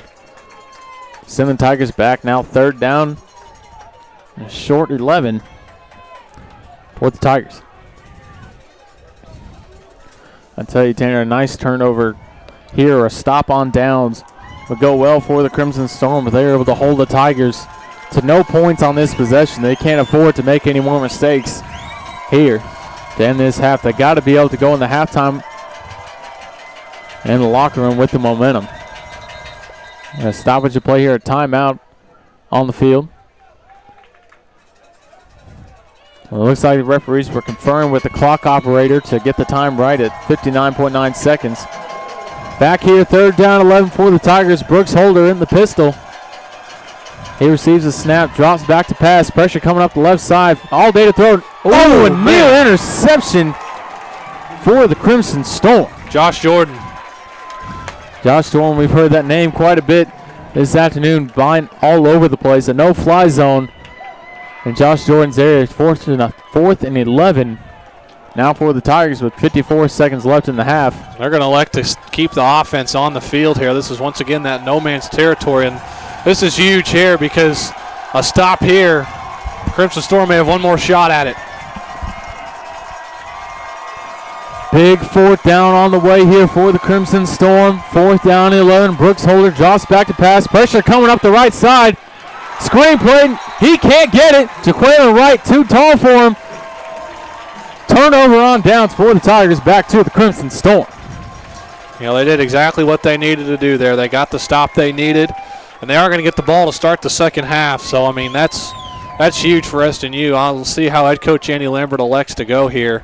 If he elects to be conservative and just run the ball and get to halftime, or, you know, they've got that one timeout left, but they can try to take a shot down the field and maybe get a field goal. I think you're right, Tanner. That'd be the smart idea. You've got all the momentum on your side. A tie ball game at 6.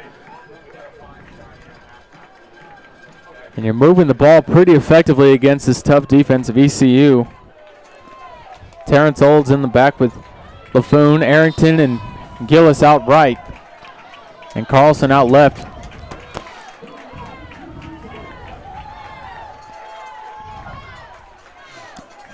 Jets sweep up the left side to Arrington, gets spun around, and a 1-yard loss for the Crimson Storm. Clock ticking with 44 seconds left now in this exciting first half. Both teams giving everything they got. The Crimson Storm defense coming out firing, and the SNU offense coming out with a little bit of life here against the Tigers.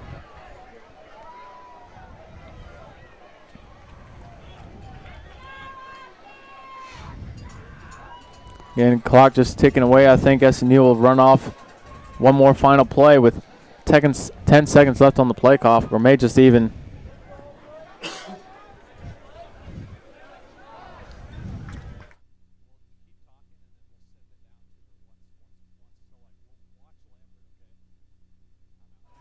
Timeout on the field for the Crimson Storm, burning their last one with 8 seconds left. We'll take a quick break here at SNUathletics.com. Storm and ECU tied at 6. Don't go anywhere.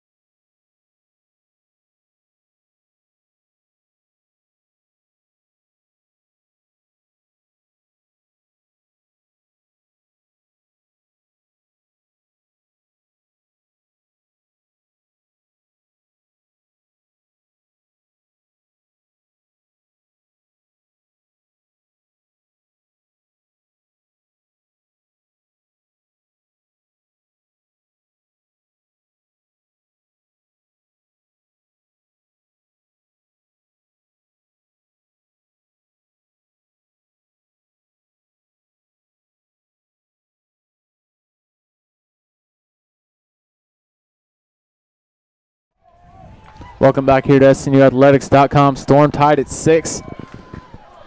Just 8 seconds left in the half, and Alec LaFoon will take a knee, send us into halftime. Crimson Storm with a lot to look forward to in this second half. Tied at 6 with ECU. A lot of things going their way. Defense, offense, and special teams going their way here for the Crimson Storm.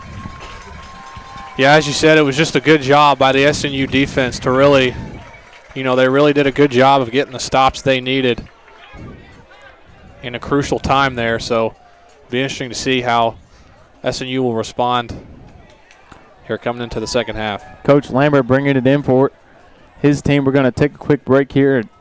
Oh, excuse me, ladies and gentlemen. Coach Lambert's just having a brief meeting. We're going to bring it to Cheyenne Reynolds here in just a second to meet with Coach Lambert.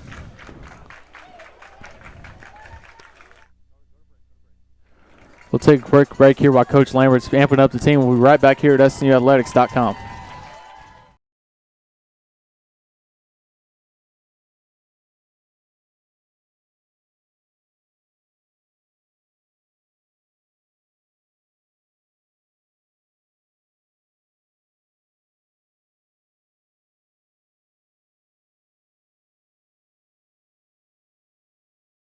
Go. All right, so Coach Lambert, we've seen an impressive first half. What is working well? What can you tell us different about the touchdown drive that happened? Well, I think we're just playing hard. We've made some mistakes, so on the touchdown drive we don't make mistakes, and so that's kind of what happened. So I think we just have to play our game, play fast, and the biggest thing is for us to just not to make mistakes on offense. We're just shooting ourselves in the foot, so to speak, yeah. Absolutely. And so what adjustments can we expect to see out here for the second half? Well, we'll take a look at some things, but right now just continue to do what we've done better and make sure we're assignment proof. That's kind of a term that we use, and that's going to be the biggest thing that we do. And then on defense, not give it, we just don't want to give a big play up in the second half. All right, well, thank you, Coach. Good luck. All right, back to you guys. All right, thank you, Cheyenne. That was our sideline reporter, Cheyenne Reynolds, with Coach Lambert talking about the first half, and a great performance there in the first half by our Crimson Storm, Tanner. Yeah, absolutely. The defense was really what sparked it for them. They got a couple of big stops on third down that they needed. The offense showed some life. After we saw as our camera actually went down, that was when the camera went down. That's when the offense happened. Terrence Olds had a great run up to the left side that went out of bounds, and so they got points on the board. What they needed, they get the ball to start the second half, tied 6-6. They're in a good spot, Connor. Absolutely. The rushing game was just phenomenal for the Crimson Storm, but the real story of that first half was that fierce SNU defense. Jordan and Miles Roll really got after for the Crimson Storm. Yeah, absolutely. Those guys, those freshmen, we talked about it, they've had some big holes to fill, so it'll be interesting to see how they respond here in the second half. Look forward to exciting moments here coming up here in Bethany for the SNU Crimson Storm. I'm having trouble with my words, ladies and gentlemen. You'll just have to bear with me. We'll be right back here at SNUathletics.com. Don't go anywhere.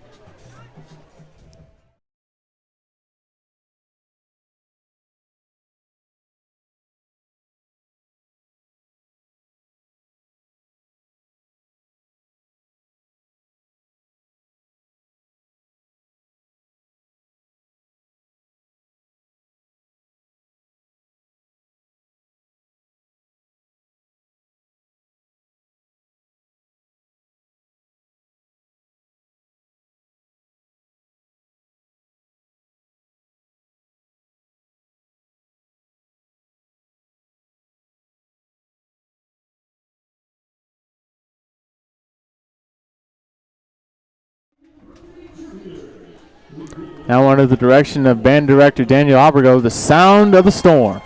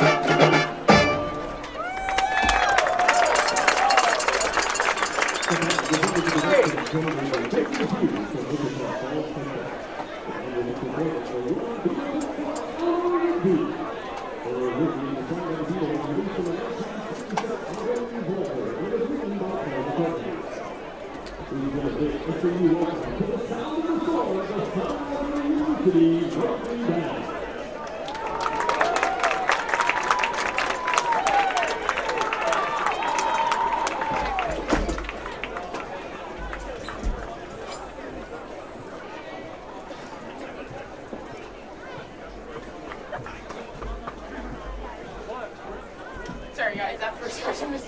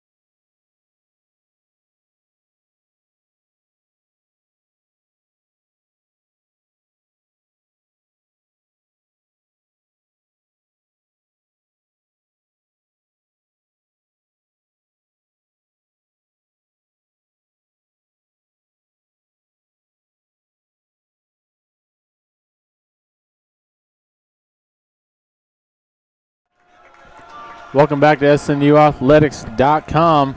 Second half just about underway here. SNU receiving the ball to kick off this second half, tied at 6 with the ECU Tigers. A shocker for many that come in to watch this game. Derek Arrington set back to receive for the Crimson Storm. End over end kick goes back deep right to Trevor Smith. Boblet catches at the goal line, trying to run up the left side. He gets swarmed by a couple defenders, breaks the tackle, fumbles the ball. Uh-oh. I believe the Crimson Storm did recover, but we'll see if there's some Tigers are able to jump on it first. SNU's going to have a big break here. And that SNU does keep the ball after the fumble by Trevor Smith. We're going to send it down to our sideline reporter, Cheyenne Reynolds. Cheyenne, what you got for us? Hey, guys. It's going great down here. I mean, the crowd is live. The people on the bench are pumping up the crowd, so it's a really great night out here for football. I think this is one of our biggest crowds, and it's really early in the year. I think you're right, Cheyenne. What can you tell about how they feel about going forward in this second half? You know, I really think they can take it tonight. I think if they keep, focusing, we had a little scare right here, but I think they can go all the way. I think you're right, Cheyenne. Thank you. We'll keep Cheyenne updated here on the sidelines as we go forward in this game as Crimson Storm offense set out to take their first possession of this second half. LaFoon back in the shotgun with Olds to his left. Carlson in the slot, and as Wall goes in, Pearson Wall goes in motion. Olds up the middle, got a big hole up the left side. Fighting for extra yards against defenders, gets pushed back. Forward progress, limiting about 3 yards on the carry. Yeah, it was the sophomore linebacker Ryan Rackley from Sulphur, Oklahoma, in there on the stop for the Tigers. Really not making Terrence Olds go anywhere. Terrence Olds in the first half had a very nice outing. 6 runs for 78 yards. Alec LaFoon second in rushing with 9 for 29 yards. Alec LaFoon was 0-4 passing with 1 interception on a miscommunication between him and Carlson. So he now lines up with trips right. Nobody left it, and Olds is right in the shotgun. Back to pass. He's got, oh my goodness. He had Carlson in the middle of the field, intercepted by the Tigers. Alec LaFoon had Jonathan Martin wide open in the flat, jumping and clapping his hands. LaFoon just couldn't see him. Ball in dangerous territory for the Crimson Storm and good territory for the ECU Tigers. It was Lexus Jackson making that pick for the Tigers, the senior from Bristow. And, he had Reese Carlson open, but he did not see Lexus Jackson, who was just kind of creeping just to the side of him there. He never saw him, and Jackson made a play on the ball. And so, like we said, it's bad here for SNU now. ECU has great field position. Yeah, I think that's kind of the trend that LaFoon would get into. He's looking for Carlson about every play. He's got to be able to find somebody else. We know Carlson is a talented receiver in what he can do, but he can't afford to make mistakes like that. Brooks Holder up under center at the 12-yard line of SNU. Is it off to Jaqueline Wright? He gets stuffed in the backfield. Damian Willis no again. Gain. Damian Willis has been pretty active out there on the end for the Crimson Storm, really making his presence felt. Just a tough go around here for this ECU offense, hovering around 100 yards here for the afternoon, but the last couple possessions here for ECU couldn't get much going on the ground. They're now at 201 yards total, 100 rushing and 100 passing.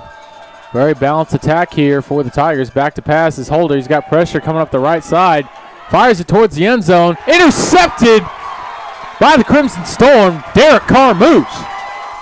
And like we said, he's their best cornerback out there. And, man, did he make a play on that ball. And, man, that's a big, big time interception for Derek Carmouche. What a great play and good timing for Derek Carmouche to come over on the backside, knowing that Brooks Holder was trying to fire that in, trying to fire across your body on the far side of the field. It's going to be dangerous no matter what quarterback you are, what league you're in. Derek Carmouche able to make the Tigers pay. And Alec LaFoon gets a second chance here deep in their own territory. Yeah, absolutely. So really it's just like we're starting the second half all over again, with SNU getting the ball here at the 20. Both teams just exchanged interceptions. It was like that in the first half, but both teams just exchanged punts. That was the second interception of the ball game for LaFoon, but the first coming here for Holder, starting off now at the 20-yard line. Holds to his left. Hicks split out wide right. Martin in motion, hands it off to him on the jet sweep. Oh, he faked it to Olds up the middle for a gain of 4.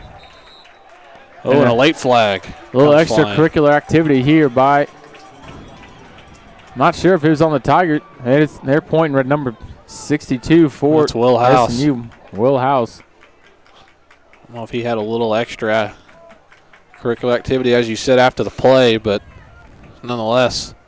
Our official pointing right at him, looking at him, asking him what's he doing. The play was over. A very experienced player, as you see. Our official calling that going to be about, I believe, a 15-yard penalty is a personal foul against Will House, and the official looking at him saying, what are you doing? The play's over. No need to do that. And this is going to be a big penalty for the Crimson Storm. It'll be just half the distance to the goal. And that'll move them back to the 12-yard line. And after a nice gain, it's now 2nd and 20. It's about 2nd and 20 for the Crimson Storm. And it's a long conversion after the nice run by Olds. The penalty negates that. LaFoon back in the shotgun with Olds to his left. Trevor Smith split out right. Hicks and Carlson out left. Smith in motion. LaFoon going to run it up the middle. Gets picked up and thrown down by the Tigers. No gain on the play. Another flag on the play. Elijah Jopp was the one in there on the play for the Tigers, but instead a late flag coming once again. This time it's in the secondary of ECU.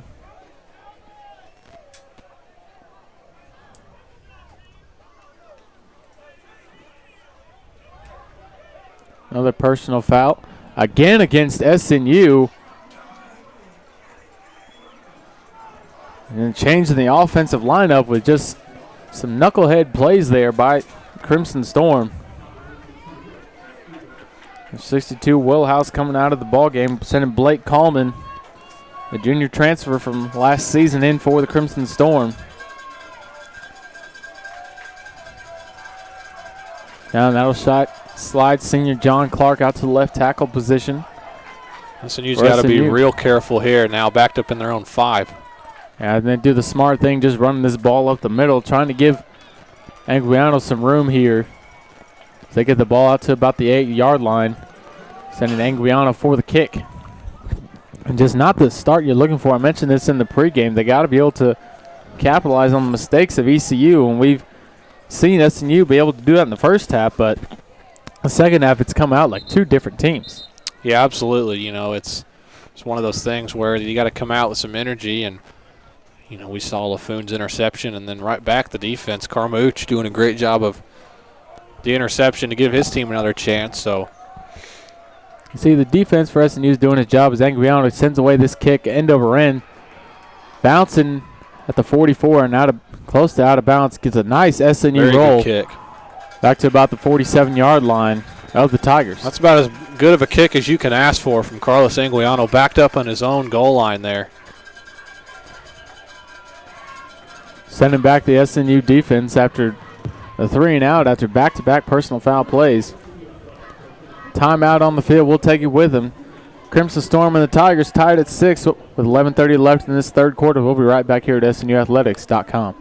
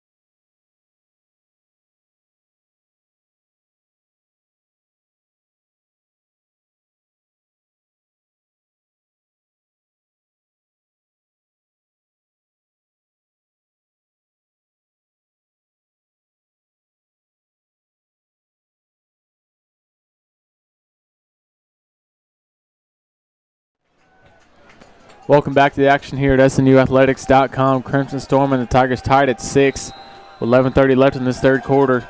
Brooks Holder in the pistol with offset I formation.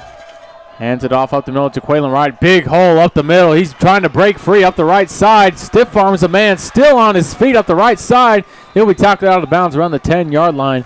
Big first down for the Tigers. Yeah, that was just a good run by Jaquaylin Wright, as you said. That was just a huge hole over on that right side. I think I could have ran through that hole on the right side. That thing, offensive line of the Tigers just opened up a huge gap, and now they're threatening to score down here inside the red zone. It looks as if the Tigers have abandoned to attack SNU's defense by the pass and just burning them with the run. Jaquaylin Wright having a nice outing.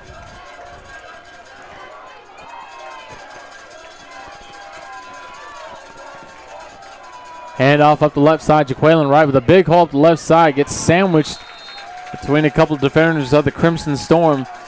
Second down and long coming up for the Tigers. See if SNU's defense can get another critical stop here inside the red zone. They've been spectacular. I mean, that's all that I can describe it as inside the red zone. It's kind of a bend but don't break mentality for the Crimson Storm playing in between the 20s. It's been a lot of burns on third down conversions. Jaquaylin Wright now to 104 yards on the ground with just 18 carries. Holder under center. Hands it off up the right side to Wright. Gets stuffed in the middle for a gain of about 4. Bring up third down. Bring about third down and 5 for the Tigers. Connor, we look at the stats, and ECU is leading SNU. They've got 243 total yards of offense. SNU is just 112, but SNU's defense has gotten those big stops that they've needed to, and that's why the score is what it is right now, and there's another third down upcoming. They got another chance to make another big play. Defense is the name of the game. See what offense can break through. Big third down here for the Tigers. Tied at 6. Third down at 6. Holder back to pass. Looking for a man in the end zone. Can't find anyone. Pressure's getting to him. He's going to run for it, make a break for it. And he gets stuffed out of bounds at the 11-yard line of SNU. Fourth down coming up for the Tigers. Another big stop for the Crimson Storm. And, Connor, I can say that my time of broadcasting up here in the booth here at SNU, I don't think I can remember a time being up here where the defense has looked sharper than they have in this ball game. We see another field goal attempt by East Central. I mean, they are just swarming to the ball. It's been a fantastic performance here by the SNU defense. Snap back, ball down, the kick is on the way. And it is good. A rocket sent through the uprights by Jared Haynes, 3 for 3 on the day. And ECU takes back the lead finally at 9-6 with 8:45 left in the third. We're going to take a quick break here at SNUathletics.com. Don't go anywhere. ECU on top, 9-6.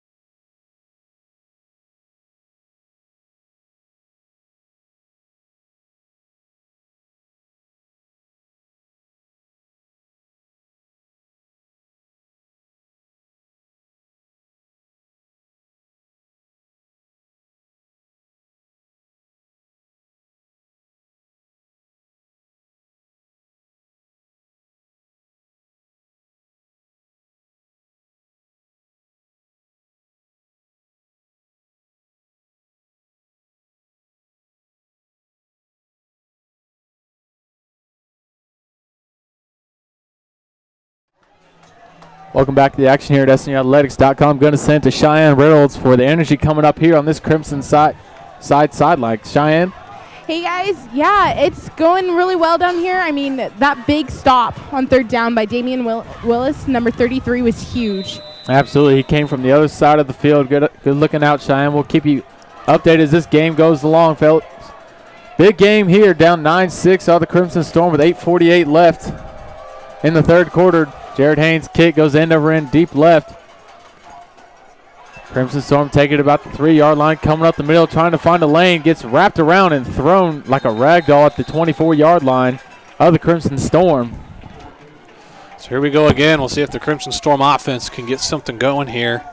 Good looking return by Anthony Stevens II. Had a bit of a lane up the right side, but chose to go up the middle. I think if he maybe goes up the right side, he gets about 10, 15 more yards. See if he can pick it up here, and the Crimson Storm offense can pick up the momentum that defense has been giving them here in this ball game.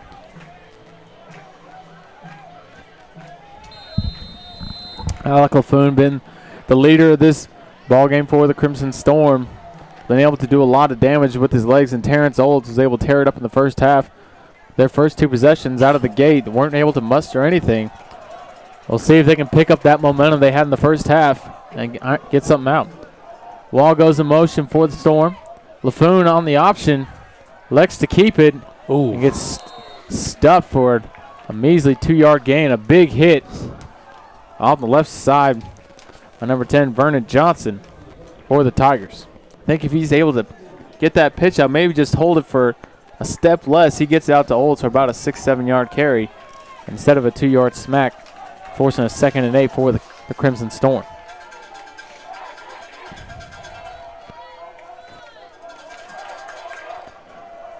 LaFoon trying to get something going here, finds Olds to the right.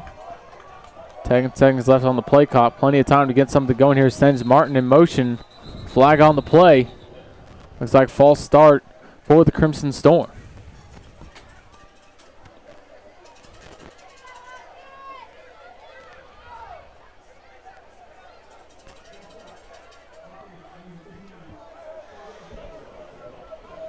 Looks like it is a false start on number 59 for the Crimson Storm. That's our center for SNU. I'm not sure how you get a false start for the center, the man who's snapping the ball and knows what the count is. But those little things tend to add up for it. Well, no matter what team you're playing for, those little mistakes will add up and try to see some momentum in these drives. Now forcing a 2nd and 13 for the Crimson Storm. They can't keep putting themselves in these types of situations and hope to have success in these ball games. Yeah, you're absolutely right, Connor. I mean, the center just looked like a miscommunication there. Probably lifted the ball off the ground. Which you can't do. 2nd long here. We'll see if they can capitalize. LaFoon on the keeper up the middle gets tripped up. I think that was a broken play there, it looked like. I mean, that was just a direct snap, and LaFoon just took it himself. Patrick Edwards was able to take advantage and stop him for a loss. A loss of 1 or 2 on the play, forcing a 3rd and long now for the Crimson Storm. Patrick Edwards able to capitalize on the broken play.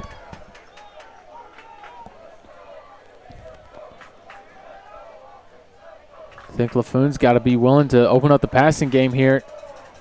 Got to get the play going. Play clock down to 10 seconds. Got to get his guys lined up. Play clock now at 5 seconds. Got to snap the ball and get something. They didn't get it off. Just out of time, but the referees let it go. Terrence Olds trying to run up the left side. Gets stuffed for no gain. Possibly even a loss of 1. As ECU has just come out with determination. Looks like a little scuffle going on the field between a couple Tigers. Flags flying, and a helmet comes off on one of the Tigers players. Yeah, it was Lyndon Edwards, the defensive back out there, who lost his helmet after the play there. This could be interesting here to see what the officials rule. It was after the play, and if it ends up being a penalty on the Tigers, it'll be a 1st down for the Crimson Storm. I'm not sure. Couldn't really see what was happening.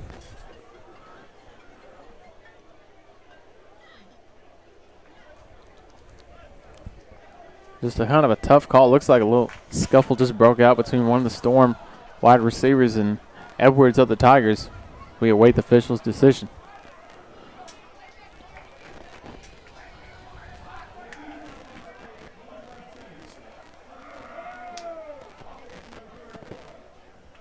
It looks like that would be unsportsmanlike conduct on both players.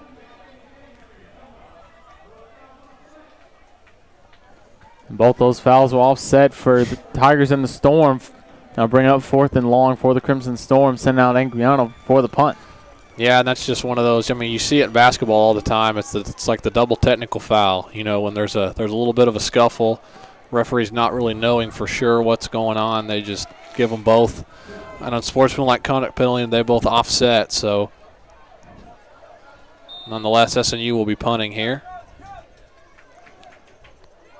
Anguiano Redding at his own 6-yard line. Receives the punt, sends it off, and a good-looking kick, angling back around the 50. Fair catch signal by the Tigers, and they'll take it at the 48-yard line of ECU.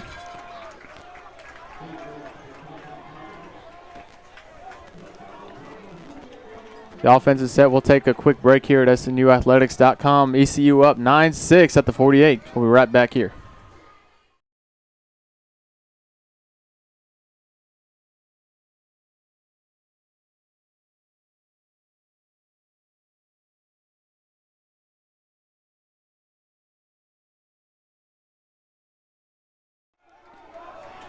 Welcome back here to SNUathletics.com. Brooks Holder ready to do work here at the 48-yard line. Hands it off. Gets nothing on the play. So we finally see Trayvon Jackson, number 29 for the Tigers, get, I believe, his first carry of the ball game. Is for a 1-yard pickup. 2nd and 9 coming up for the Tigers. Yeah, this will be huge here for the Crimson Storm. The defense, once again, we'll see if they can get a stop they need. Maybe spark some life into that offense. 2nd down and 9, Holder in the pistol. And another flag on the play. My goodness. As that'll be the 13th penalty of the ball game. False start for the Tigers. That's, I believe, the 4th one of the game for ECU. Yeah, they've just really just kind of been on the sink. You know, offensively, they're on that false start. They've had, like you said, numerous amount of those false start penalties. Nine of the 13 penalties coming from East Central in this one. You know, it's only been 9 penalties for 45 yards, so they're doing a lot of the same kind of mental mistakes, whereas SNU has 4 penalties for 37 yards. So a lot of the big penalties are really adding up for them. Brooks Holder, 2nd and 15, hands it off to Trayvon Jackson, carrying defenders 3 or 4 yards, and another penalty. Good grief. Yeah, these officials are really getting their money's worth out of this ball game. That one was thrown way in the backfield.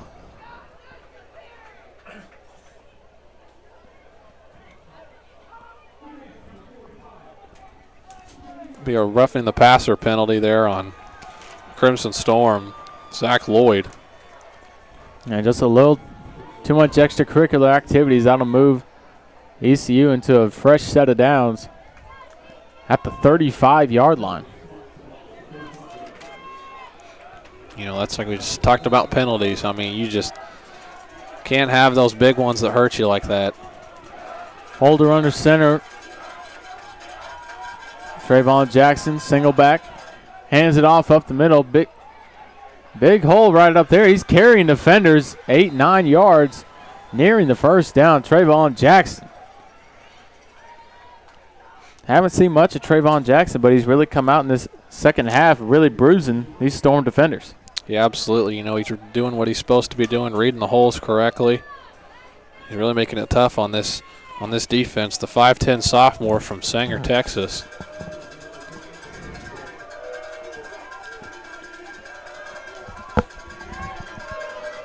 Holder in the pistol. Jackson behind him. Another penalty.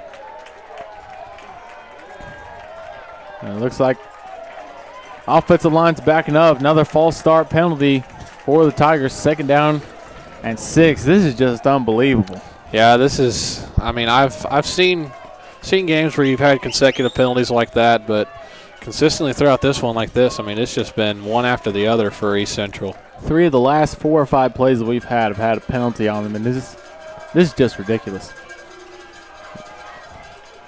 Brooks Holder back in the pistol with Jackson behind him. 2nd down and 7. Handoff up the right side, trying to shake and bake defenders, working out to the outside, diving for the first down marker. And he gets bumped out of bounds just about a yard shy of the first down. Be 3rd down and 1 coming up for ECU. Yeah, 3rd down efficiency. ECU just 3 for 10 tonight. Granted, this one's a lot more manageable here. Just 3rd down and 1. Again, kind of that bend but don't break mentality for the Crimson Storm. Whether it's penalties or gains in offense, ECU's been able to push but hasn't been able to finish a lot of drives. We'll see if they can connect here on a 3rd and 1. Here comes the crowd back again. Handoff up the middle. Big hole up the left side. He's breaking for it. Up the left side, trying to shake and bake. Gets dump trucked by Derek Carmouche. He'll have a seat down at the 13-yard line of SNU. Very well could have been a touchdown-saving tackle there by Derek Carmouche, as had some room out there on the left side, and it'll be a 1st down. And once again, ECU inside the red zone, where they have been unsuccessful on all 3 of their attempts.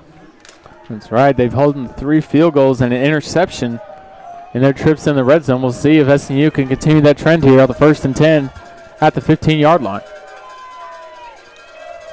Handoff up the right side. Big hole.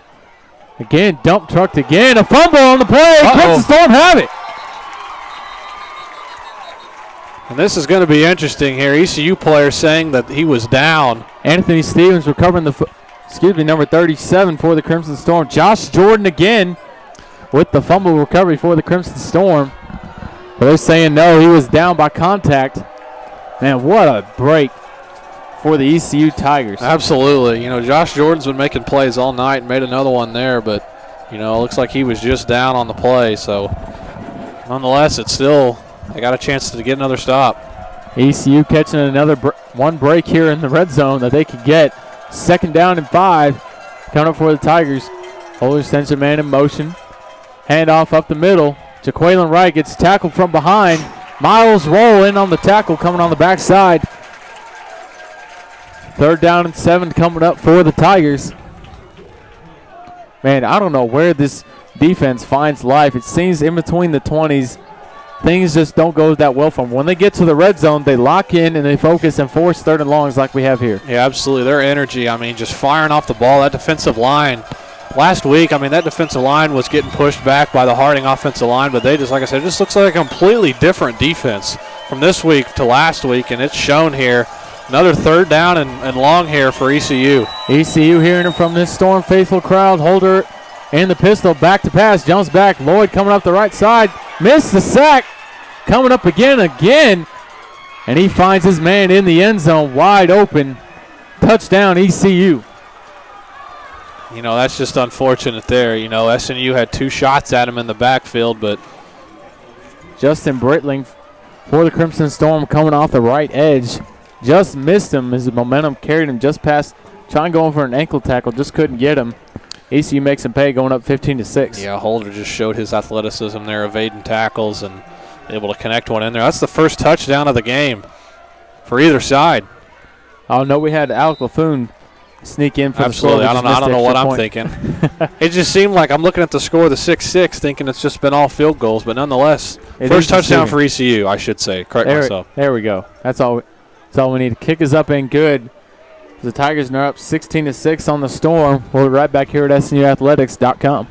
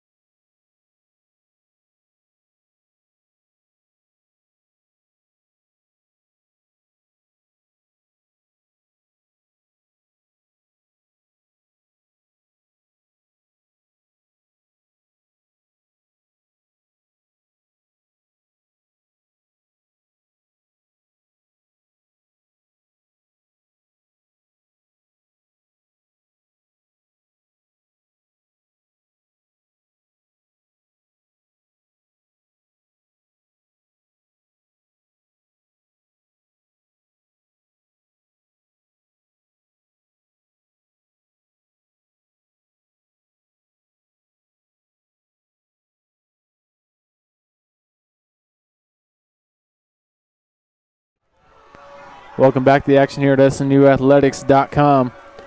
2:03 left in this third quarter. ECU opens up the lead a little bit at 16-6. Jared Haynes set to kick for the Tigers. Endo run kick to Derek Arrington on the left side. Running up the right side, trying to find a lane. Bounces off some tacklers, going Flag backwards. goes flying. Good night. Another flag on the play in the middle of the field. We'll see what we have here. generally in the area of holding, so it'll be interesting to see here what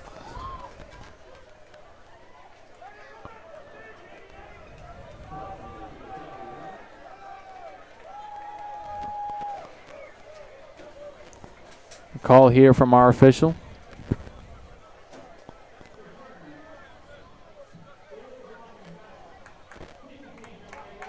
Blocking the back on the kicking team. I'm not sure that I've heard that, but we'll take it forward. The Crimson Storm going forward instead of backward.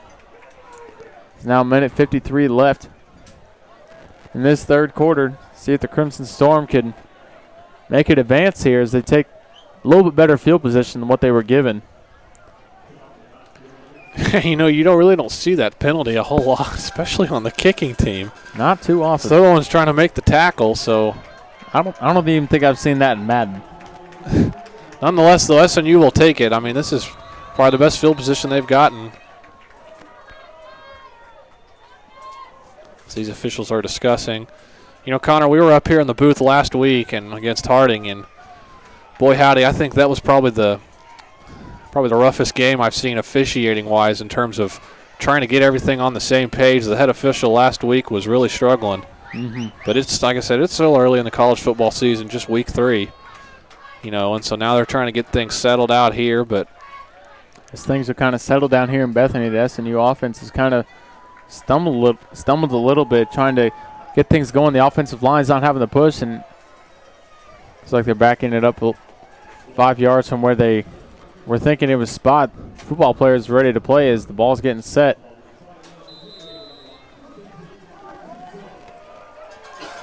Crimson Storm down 16-6 with the minute 53 left. Buffoon back in the shotgun. Fakes it to Olds, trying to keep it up on the left side. Got a big hole on the left. Gets tackled from behind for a gain of about 5 on the play. 2nd down and 5 coming up for the Crimson Storm.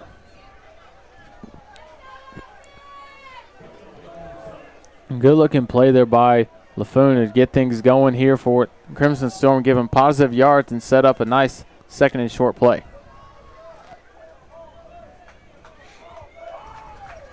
Laffoon back in the shotgun, sends a man in motion. Fakes the jet sweep, hands it off to Olds, pushing people up the middle. Trying to find someone. Another flag on the play as the ECU player came flying into the hole. Not sure what they're going to call here.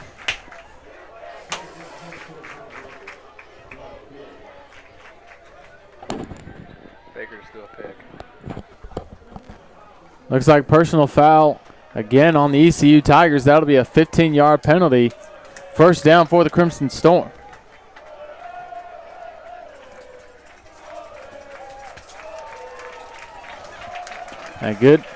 Another good break for the Crimson Storm as they get a block on the back penalty called for them as ECU was called for it on the kicking team, and now a personal foul call well after the whistle was blown. Set up shop now at the 49-yard line of ECU in a lot better field position. We'll see if Laffoon can work with it and get something going here to end this third quarter. Jet sweep to Carlson. Stiff arms the man on the right side again, making people miss, trying to get something. That's the first time we've really seen Reese Carlson in this ball game. The transfer from Montana University. Yeah, it's been a tough go-around trying to get Carlson involved. He's a big target at 6'4", just over 200 pounds, a shifty receiver. See if he can get something going here. Again, he's been a top target for Al Laffoon for these first 3 games. But just hasn't been able to muster a lot of catches. We'll see if he can find his rhythm with Laffoon. There's 10 seconds left in this third quarter. Laffoon sends Martin in motion. Laffoon run up the middle, and another flag flying on both sides of the field as Laffoon gets no gain on the play. His time just about runs out in this third quarter.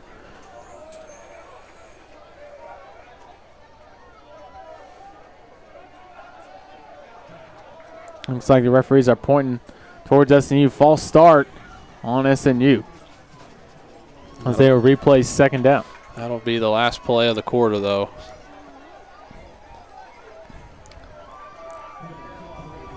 And SNU just with a couple unfortunate set of plays there. We'll take a quick break here at SNUathletics.com as they flip the field and SNU takes possession at their own 44. We'll be right back here at SNUathletics.com with SNU down 16-6. 1 quarter to play. Here we go.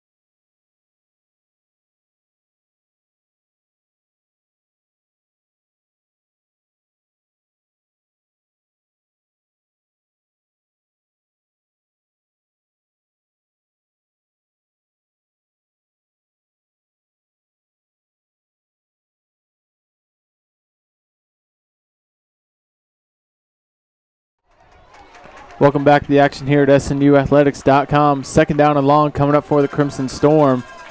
Alec LaFoon back to pass, trying to find somebody. He's got Carlson down on the right side. He had a couple steps in front of those ECU defenders, but that ball was just put about 4 yards behind him. Yeah, absolutely. You know, lucky he had him beat, but it was an underthrown pass, and as we saw there, just an incompletion there. So Alec LaFoon really just trying to get into a rhythm there, throwing the ball. SNU having still not yet completed a pass in this ball game. 0 for 7 now, throwing the ball. Just a couple of unfortunate breaks here for the Crimson Storm after forcing a stop on downs in previous possessions, and now just backing themselves up with penalties. We'll see what they can do. Carlson in motion. Faked him. LaFoon look for somebody. He's got Arrington, and nearly intercepted again by the Tigers. Number 25, Jameel Young, on the coverage. They're just taking shots down the field now, and you know it's 3rd and 17. You got to get something going, but as we see here, the Tigers defense holds, and with a 10-point lead now, and with the ball coming their way here pretty shortly, interesting to see how SNU's defense, they're going to need stops now coming down the stretch. And Guiano Redding with the punt. Sends it away. A nice spiral kick back at the 20.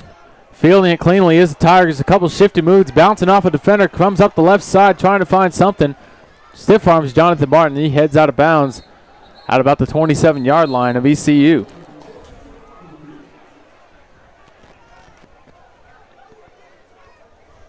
And we've got another flag on the play here on the near sideline. We'll see what we have here. Maybe a block in the back call possibly on the Tigers. So as we see, I think it's the defense, Connor, that's going to keep them in this ball game here. As we have another illegal block in the back penalty called against ECU.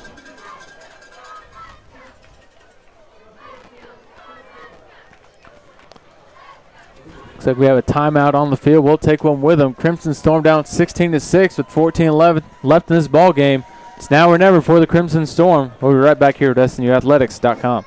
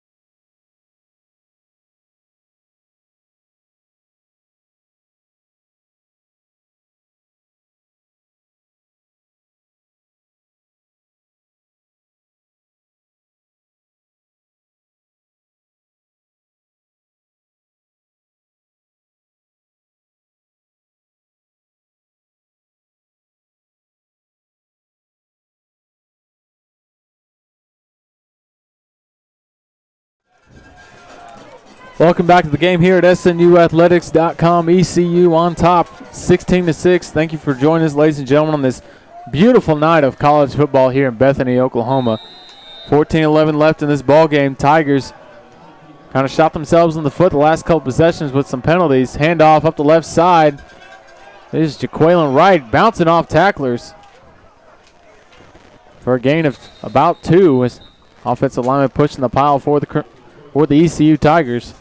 It'll be second down and about 7 for the Tigers. You know, we've seen ECU, they've got 112 passing yards in the game on 16 attempts, but, you know, this stage of the game with a 10-point lead, you know, I expect to see them be pretty conservative with it here and keep the ball on the ground and melt as much clock as they can. Exactly. Both teams itching for that ever-elusive first victory of the season. ECU holding strong with Brooks Holder that came into the ball game to relieve Jackson Lamb, and it's paid off well for them going forward in this ball game. Jaqueline Wright up the left side. Big hole up the left side. And finally trucked down at the 30-yard line of the Tigers. Good enough for ECU first down. And that was a big hit out there by Anthony Stevens, the defensive back, after the play there. Nonetheless, it was a first down. Brooks Holder's definitely managed this game very well for the Tigers. Hasn't done anything but too flashy, hasn't done anything too impressive, but has done just enough to keep ECU in this lead as the clock continues to roll for ECU. Pitch out right. Jaqueline Wright trying to corral it. Dodges a couple defenders. Darts up the middle. Late flag. Another flag on the play as the ECU offensive lineman's helmet comes off. We'll see what the call is here on the field. You know, by rule, they just changed that now to where if a player's helmet comes off in the middle of a play, they have to come off the field for at least one play here. See what the call is here.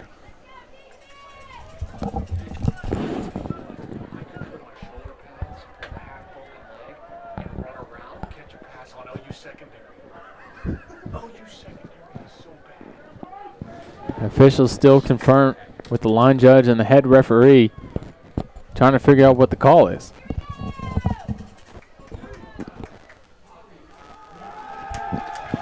There's a personal foul again on ECU, number 62 of the Tigers. 14th penalty on ECU. That one goes against Dylan Gardner of the Tigers. Experienced offensive lineman, you kind of expect more from your players to be able to control themselves in environments like these. So ECU will back up to their own 22 on about a first down and about 18-19 for the Tigers. Brooks Holder with a lot of room to work with here. Handoff up the left side. Jaqueline Wright pushing piles and just trying to get those yards back. He picks up about 5 on the play.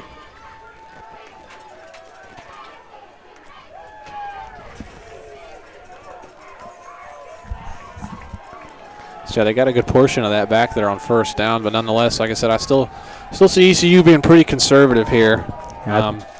Just 12 minutes left to go in this ball game now. Looks like they'll just try to milk the clock for the rest of this ball game and just preserve this lead and get that ever-elusive win here on the road in Bethany.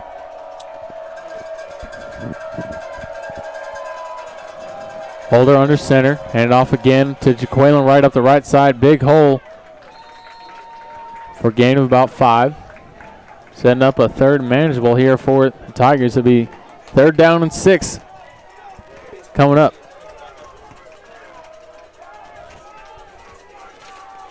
This will be a big stop here for the Crimson Storm. 5 of 12 on third down as ECU in this one. As you can see right there, Zach Lloyd trying to get this crowd into it here on third down. This Crimson Storm defense has done very well on third down. Here lost a little momentum in this second half. They got to be able to seize it back here if they want to stay in this ball game. Brooks Holder in the pistol. Back to pass. Feeling the pressure, trying to escape. Rolls out right. Fires it. Finds his man. Oh, my goodness. Oh, wow. My goodness. An ECU player bobbles the catch, and his outside teammate makes the catch for the first down for ECU. Man, you just don't see that every day, as David Moore was the one who hauled that in for the Tigers out there near the sideline, and that's probably going to be one of the biggest first downs that ECU has gotten tonight. Man, what a play. A fortunate break here for the Tigers. Set up shop now at the 44-yard line with a fresh set of downs, and that clock just continues to roll on ECU's side. Brooks Holder under center. New running back in for the Tigers. I believe that's number 3 for the Tigers. Seth Handley getting some action here late in the ball game. Stuffed for no gain. 2nd and 10 coming up.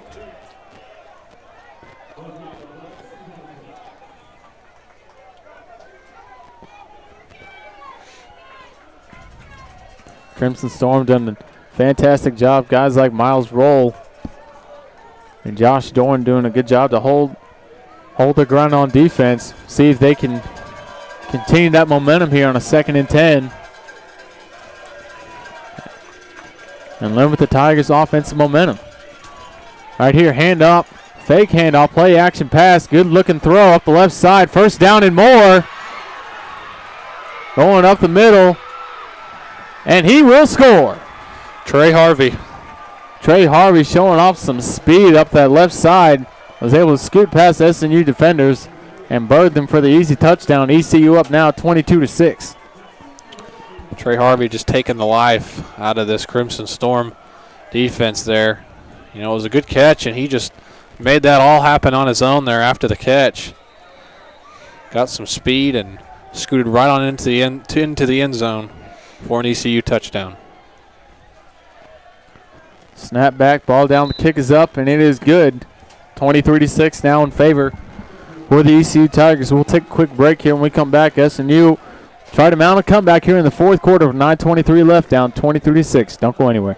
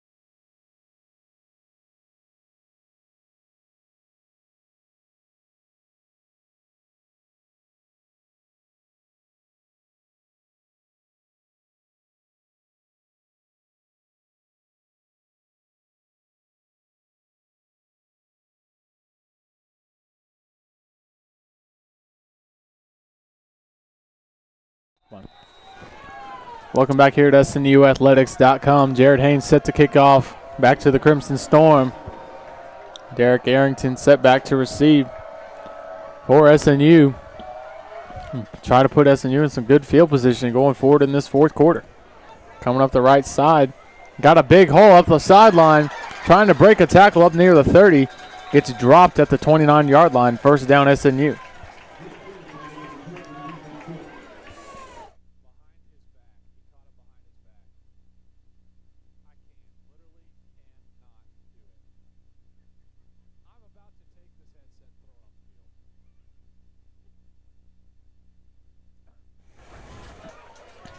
And the Crimson Storm kind of suffered a tough break here in this second half as ECU has kind of opened up their offensive playbook and really put it on the Crimson Storm defense. Al Claffoon and company setting up shop at the 28-yard line. Al Claffoon dropped back to pass, looking for somebody. Can't see anybody and just throws it down in the dirt. As he felt the pressure from the ECU defensive front is just protection seemed to just break down and defense was right in his face. 2nd down and 10 for the Crimson Storm. Yeah, now with under 10 minutes left in this ball game, SNU is going to be in attack mode on offense. Got to be aggressive here, down 2 scores.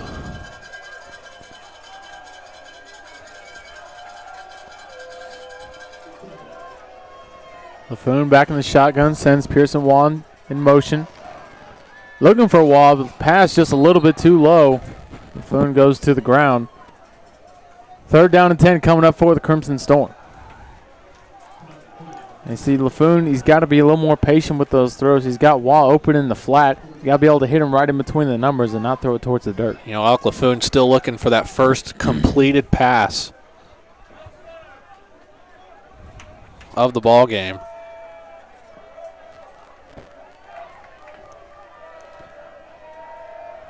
Foon coming into the shotgun with Olds to his right, Whitfield to his left.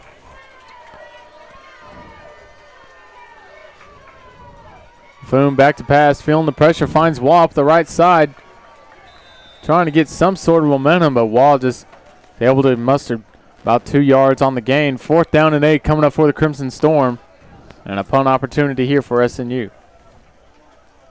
Yeah, you know, it's just another situation where SNU's offense not able to get anything going here, so they're going to give the ball back to ECU, who's going to have a chance to take some more time off this clock. ECU looking to probably just keep pounding up this score and just trying to beef up the resume and try to really make the SNU pay for the lapses in defenses. Angry on a rearing back. Sees the ball. Nice end-over-end kick. Coming back towards the 35. Nearly bounces off an ECU defender. Keeps rolling. Takes a nice SNU roll up to the 19-yard line as Angriano is able to flip the field off the nice kick. We'll take a quick break here at SNUathletics.com. We'll be right back with ECU up 23-6 on SNU. Don't go anywhere.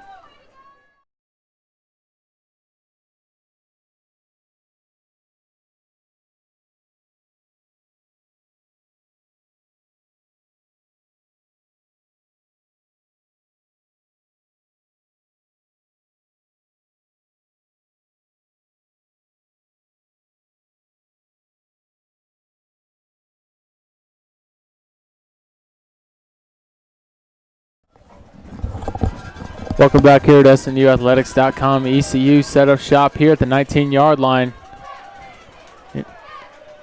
Good run up the right side as he keeps going. Run out of bounds at the 39-yard line. Good first down for the Tigers. Trayvon Jackson with his 7th carry of the ball game. ECU certainly coming out firing. They just run the ball until it's about a 3rd and long situation where they're forced to, and they've converted and made SNU really pay on the defensive side. As the clock continues to tick, just under 8 minutes left in this ball game. ECU trying to escape out of here with a win in Bethany. Holder in the pistol. Hands it off to Trayvon Jackson up the middle, shifts around, got a big hole and just keeps moving defenders at the 48-yard line. He'll be dragged down around the 47. Yeah, and Connor, you can really kind of see it now. This SNU defense, they're really kind of lost their energy. You know, they kind of lost their swagger, if you will, after that couple of scores by ECU to kind of take a lead here. So the defense can only do so much when the offense can't get much production, whether it's miscommunications on routes or the offensive line not being able to get the push that they did in the first half. Just slowly by slowly really hurt the Crimson Storm going forward in this ball game.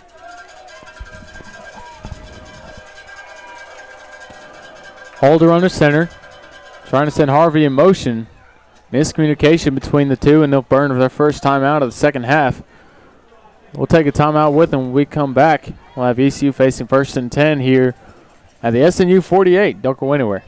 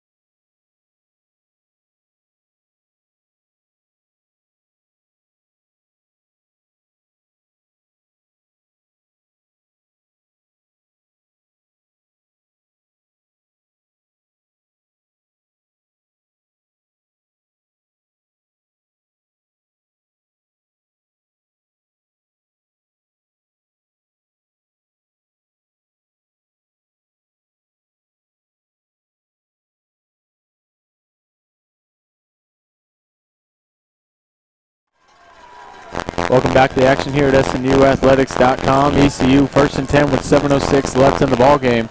Up 23-6 on SNU. Handoff to Trayvon Jackson up the left. Gets stuffed for a 3-4 yard loss. Second down and long coming up for the Tigers. It's stopped by the Crimson Storm on first down, trying to stop any momentum ECU may have left in the tank. Yeah, as you said, we talked about it a little bit earlier. We'll see if SNU can just maybe just get one stop. And like I said, with college football, you just never know. Until that clock hits 0. I've seen some crazy things happen. I'm watching college football. You never know. I'm sure some Oklahoma State fans from last week know all too well about last-second gaps from teams come from behind. Holder back in the pistol, hands off to Jackson up the right side, trying to find something. He gets pushed back to the line of scrimmage. Third down and long coming up.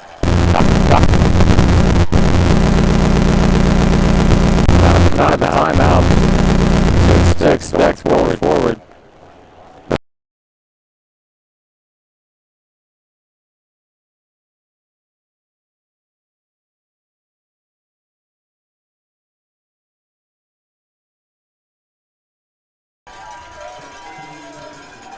Sorry about the technical difficulties, folks. Third down and 10 coming up. Crimson Storm holding up good after the timeout.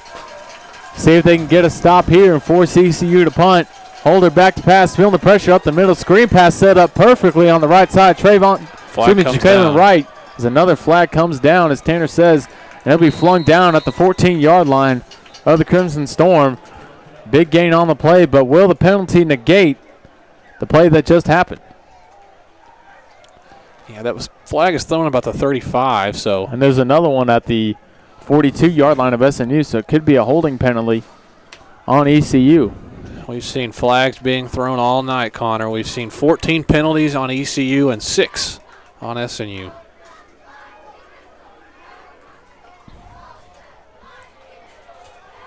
So we await the official word from our head referee. We holding on the Tigers, number 73 for ECU. Be Hayden Moore. Their right tackle on that big front line for ECU, backing them up to about a third down and good night. The referee just keeps walking backwards. It'll be a third and about 26 for ECU. So like we said, that's their 15th penalty. They've covered a whole football field tonight and worth of penalties, 100 yards.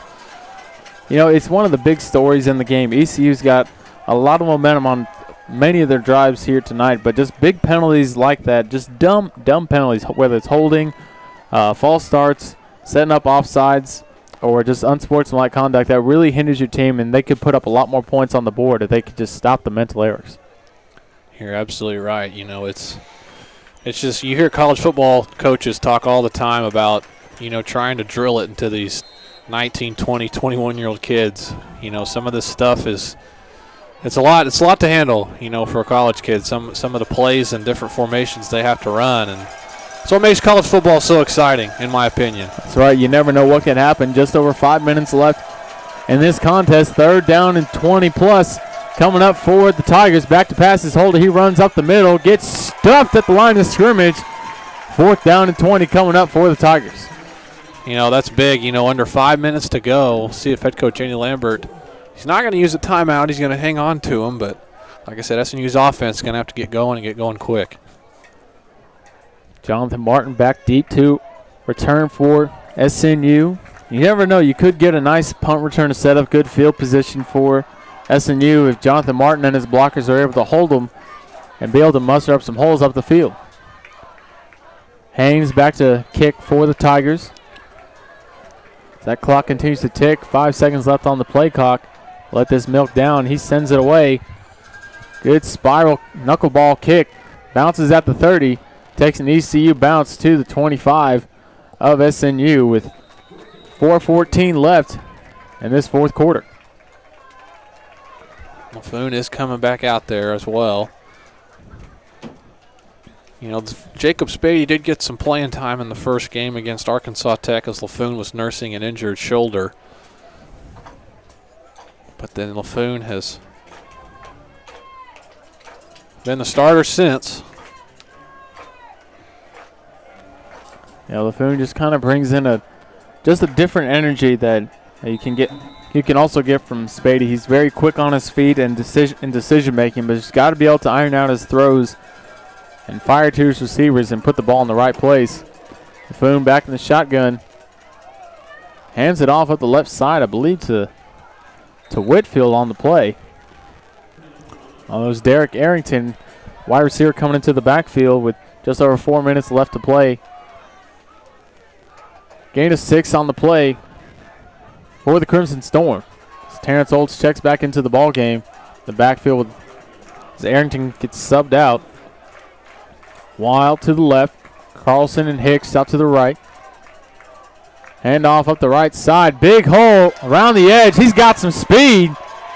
Big first down for the Crimson Storm at the 45-yard line. Yeah, good run out there to the right side, but unfortunately there is a flag down at the 33-yard line. You know, that's just waiting to put a damper to SNU's big run. You know, I think officials just love to play with our minds, Tanner. We see some big, exciting plays for both teams, and then, boom, a flag comes into play. Yeah, absolutely, and we have seen laundry being thrown all over the field tonight from the officials and those yellow flags. It's just been an ugly contest for both sides of the ball, as that is now the 22nd penalty for both teams combined in this ball game as this clock continues to tick with 3:30 left.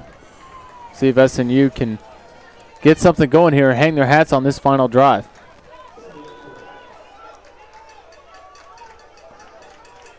LaFoon back in the shotgun, hands it off up the left side.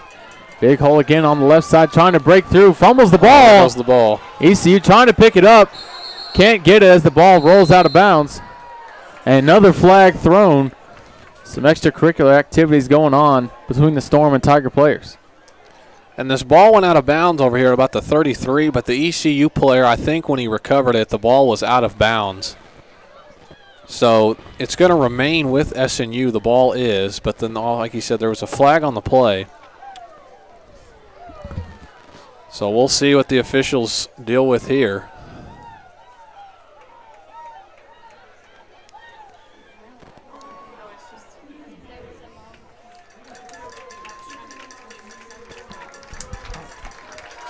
It's going to be a 15-yard penalty against the Tigers. Good night. Not what you're looking for. Head coach for the Tigers cannot be pleased with his team's efforts tonight. It's nearly 20 penalties by themselves, the 16th of the game for the Tigers. Yeah, they've made some mental mistakes that you just don't see very often. Nonetheless, holding on to a 23-6 lead now, just approaching 3 minutes to go in the ballgame. Alec LaFoon back in the shotgun, trying to find something here to close out this ball game. Fakes the handoff. LaFoon up to the right by himself, using his blockers, trying to get something up the right side, but just musters about 3 yards on the carry. Second down and about 6. Second down and 7 now for the Crimson Storm.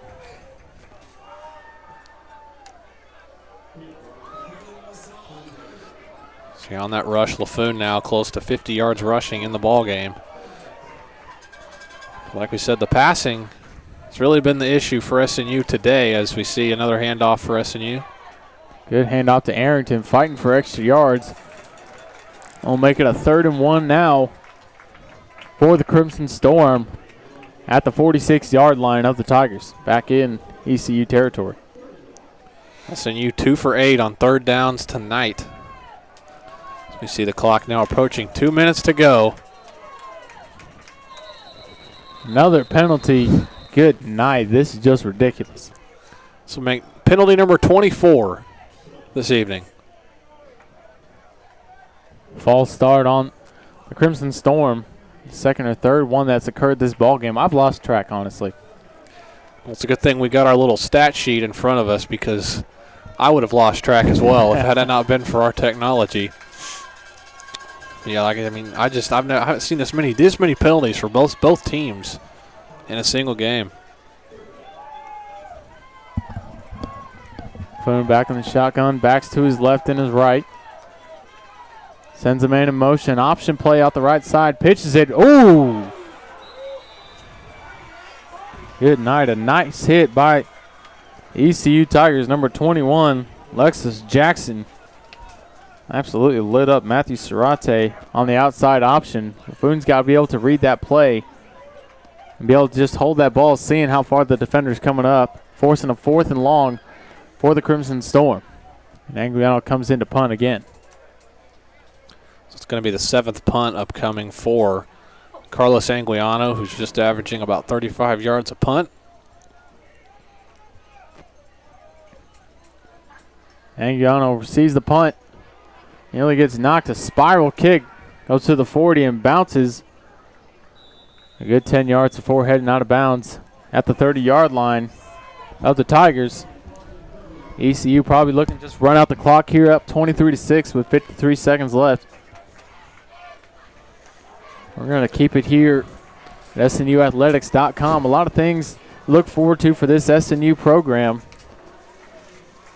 Yeah, we talked about it in the pregame, Connor. You know, both these teams coming in looking for their first win of the season, and looks like ECU is going to get its first victory on the season, as they will be back home next week, homecoming against Oklahoma Baptist, while Southern Nazarene will be on the road next week, taking on Southeastern Oklahoma State down in Durant. So it's going to be kind of a 2-week on and 2-week off kind of thing, Mr. McKenzie. SNU, this is the second game in a week. Sorry, second game in 2 weeks. I'm losing my train of thought here. Before they go on the road for 2 straight weeks, and then they're back home for another 2 straight weeks. That's right. Look forward to seeing SNU on the road and see how they fare against this great GAC competition, and then come back home for a couple weeks against Monticello and Southeastern.